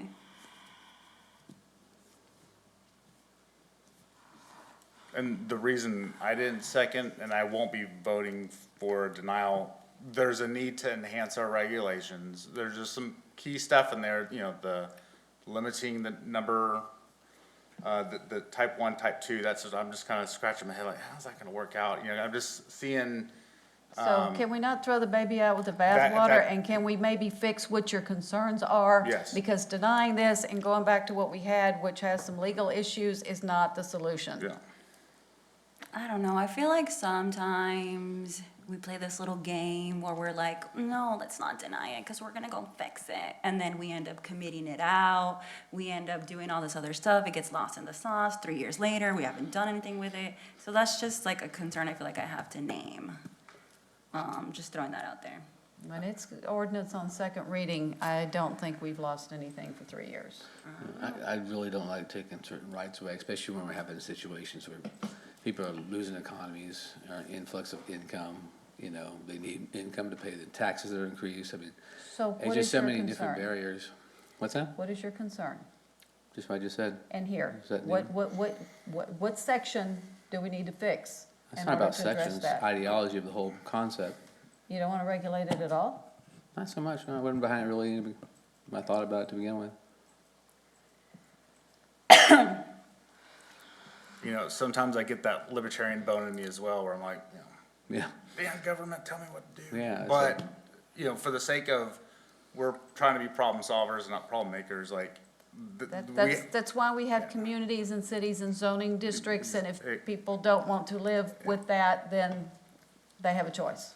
so the motion on the table right now is to deny. Can we just vote on that and then make another motion to approve and? Well, let's just vote on the motion to deny, and let's see where it takes us. Did y'all have anything to add? Okay.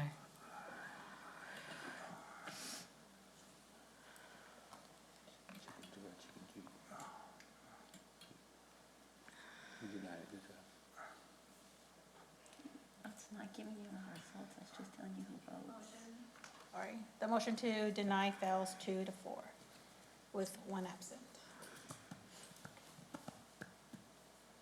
I knew that was gonna happen, but, you know, I had already I seconded didn't. it, so I had to go. it's principle, darn it. Okay. Well, yes, so now you can claim, I made the motion to deny, but I will make a motion to approve. I'll second that, Mayor.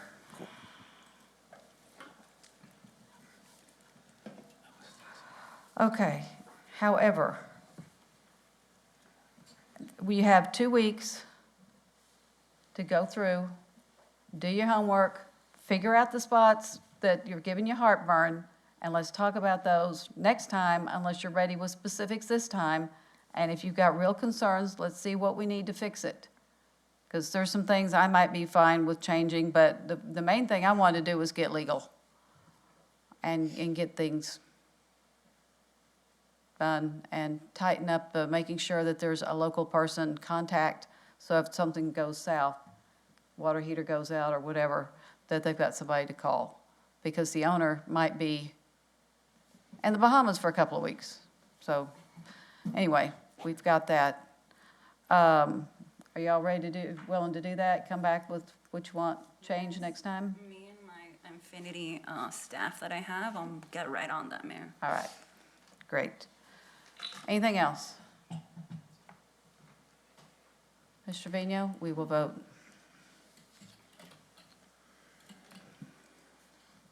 Okay, the motion passes 4-2 with 1 absent. All right, let's move on to item 21.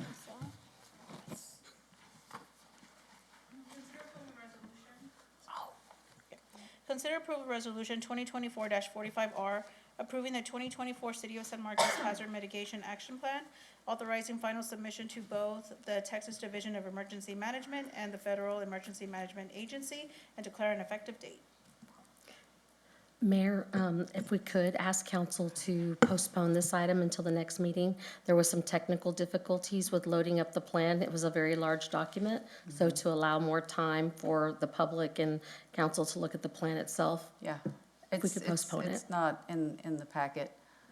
So, a motion to postpone, and we need a, did you say next meeting? Yes, ma'am. Yes, thank you. Looking for a second? I'll second that. Thank you. So let's vote on postponing this to the next meeting to get it out to the public. Okay, the motion passes 6-0 with 1 absent. All right, let's go on to item 22.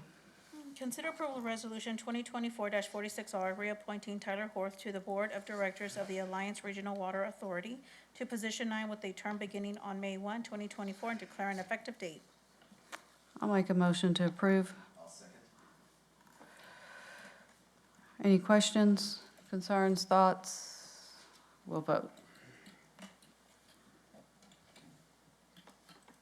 Okay, motion passes 6-0 with 1 absent. On to 23.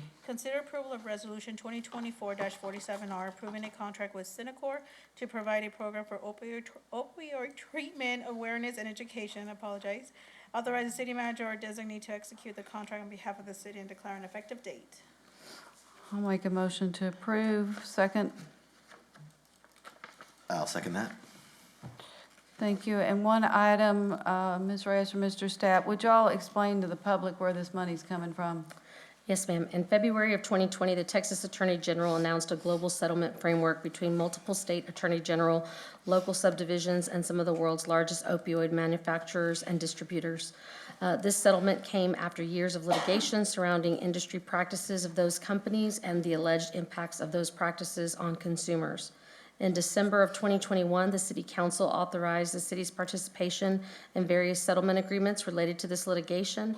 Over time, these agreements will result in the city receiving funding totaling several $100,000, which must be used in the community toward opioid addiction prevention and treatment. To date, the city has received approximately $102,000 of these funds. The resolution before you this evening is asking you to approve a social services funding agreement with Cinecor, a nonprofit organization with whom we already partner for drug and alcohol addiction programming. This agreement will allow us to increase our funding to Cinecor for additional programming in the community. Their high-level proposal is attached in your packets, but for the community's knowledge, I'd like to highlight the 6 major areas of work this funding will support. Increase access to medicated assisted treatment, training for local healthcare providers, collaboration with the Hays County Health Department and other local entities to provide training, and increase access to naloxone, I will say that wrong, Narcan in our community. Complete a fentanyl education initiative in our local schools, focusing on grades 6 through 12, involving parents, students, staff, and other local stakeholders. Partner with Texas State University to conduct an awareness campaign highlighting the dangers of fentanyl abuse, including distribution of Narcan to participants where appropriate. And finally, through the creation of opioid misuse prevention media campaigns aimed at our community to prevent overdoses through education. Carla Merritt from Cinecor and Mary Kruzalak from our purchasing division have worked tirelessly on this agreement over the past few weeks, as well as Mr. Chase Stapp. This is one of his last things that he's worked on. Another good thing he's done for us. And so we wanted to make sure his item was last, right? And I want to thank all of them for their hard work in putting this together. And Carla is joining us via Zoom this evening if you have any questions. I just didn't see the proposal. I saw like slides and. It's in the packet, it's titled, hold on. Page 975 in the Thank you. packet that Oh, I've I'm got. looking at the 975. interactive agenda. I because don't know what it's I called. couldn't download my packet with my notes, so I was like having a panic Oh. attack up here. Yeah, I see Is the it attached to something resolution else? and then the opioid settlement slides. But is there like something else? Yes, the proposal's attached. It's got those 6 major areas of work that Stephanie, that Ms. Reyes mentioned there in her comments. Which document was it attached to? It's page 975 in the packet. No, she's in Legistar. I'm in the interactive agenda. It's called, the attachment is called Cinecor Proposal. There's literally there's just only- 2 attachments. Yeah, in there's the- only 2 things, and that's not one of them, and what she's looking at right now. But it's in the packet, so that's weird. How do you Yeah, get in the packet if had it's to not have gotten Legistar? attached, yeah. I couldn't tell you. Yeah. Yeah, so I did have to say, oh, I should have said that bad word. I haven't read it, but here's the thing. Very early on in this situation, I messaged Mr. Stapp and Stephanie some like best practice like toolkit thing of like some really cool stuff folks were doing with that money before we got our money. And I have been checking in, and I'm hoping it aligns with that. In fact, I shared that with Cinecor, and they used that information to develop this proposal, so I think you'll find that it aligns. This That is was- a trust fall here, Mr. Okay. Stapp. This is our final trust fall in the last meeting of it all. Yeah. Y'all have been keeping me updated. I haven't read it, just like straight up for transparency, but I trust that this is good stuff. And if it's not, well, I'll find you. Just Track kidding. me down. Okay.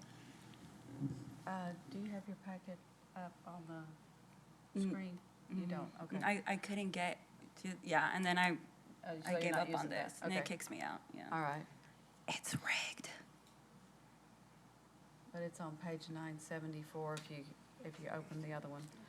Okay, It's fine, I'm fine with it, it'll be fine.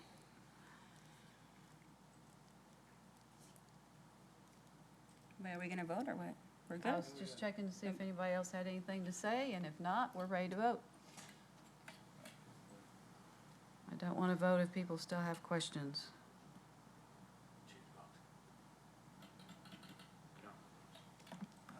Okay, the motion passes 6-0 with one absent. Thanks, Chase, for getting rid of the drugs. Carla, Bill, and Matt online, thank you for being there. Thank And we y'all. look forward to your work. It didn't keep you up too terribly late. Okay, then moving on to item 24. The city council will convene an executive session pursuant to the following section of the Texas Government Code. A, Section 551.072, real property. 1, to deliberate regarding the possible use, lease, or disposition of city-owned property at 715 Valley Street, Mitchell Center, apology. 2, to deliberate regarding the possible acquisition of 3 Texas State University buildings known as Castro House, the Thornton House, and the Alumni House. 3, to deliberate regarding the possible acquisition of land in the Blanco Gardens neighborhood for use as a park. 4, to deliberate regarding the possible lease or sublease of a property at the San Marcos Regional Airport for uses including hangar space, offices, and fuel tanks. 5, to deliberate the possible acquisition of land for cemetery purposes. B, Section 551.071, consultation with attorney. 1, to receive legal advice regarding and discuss a possible settlement in the matter captioned as the State of Texas versus the City of San Marcos, case number 24-0267, in the District Court of Hays County, Texas, pertaining to the city's enforcement of marijuana laws under Chapter 54, Article 4 of the City Code.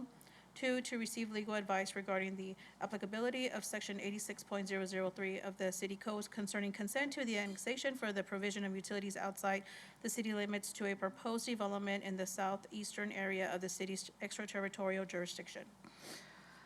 Okay, let's go on to item 25, and then I'll start explaining. Consider action by motion or provide direction to staff regarding the following executive session items held during the work session and/or regular meeting, just as read. Okay, item A1, A2, A4, B1, and B2, we completed during our 3 o'clock session. These items are posted on that agenda also. A1, well, actually, they're all direction to staff. Council, we're left with A3 and 5 that's posted on this agenda. We can go into executive session now and address those, or if, we'll check with Ms. Reyes to see what's on our next work session agenda. It's my understanding these are not critical and could be pushed to the next week, but is that agenda as full as this one? Yes. Your regular part of the agenda will be, as far as work session session, is the you're going to question. have ARPA, and you're going to have the CDBG, social services, DEI efforts that you requested after the budget policy workshop. So it'll be those 2 items, executive session. I think there is capacity to push these 2, because the items we have scheduled, we checked before the meeting. We knew that there was going to be a lot for y'all to talk about. Okay. And so we can push those, so we should be fine. So, Mr. Gary, do I need a motion to postpone these to our next work session agenda? Yes, Mayor, that would be helpful. Then I'll make that motion to postpone A3 and 5 I'll second that. to our next work session agenda and post it again on the 6 o'clock agenda, like we normally do executive session items. All right, so I made a motion, Mr. Mendoza made the second. Okay, the motion passes 6-0 with one absent. In that case, we are to question and answer with press and public. Ms. Trevino, who do we have signed up for that? I believe it was just Ms. Capoletta, but she is not online. She's not online? No. Okay, so I'll take a motion to adjourn. Excuse me. Make a comment right before we adjourn. I made a comment on item 18 earlier, saying that I would not support no more apartments. What I meant to say, I would not support apartments that might jeopardize neighborhoods. We got you. Thank you. We knew that's what you meant anyway. Okay. Yeah. So I'll take a motion and a second to adjourn. Motion to observe, second. I've got Mr. Gonzalez, I'll give him the motion, and Mr. Scott the second, and we'll push buttons on whether or not we're ready to go home.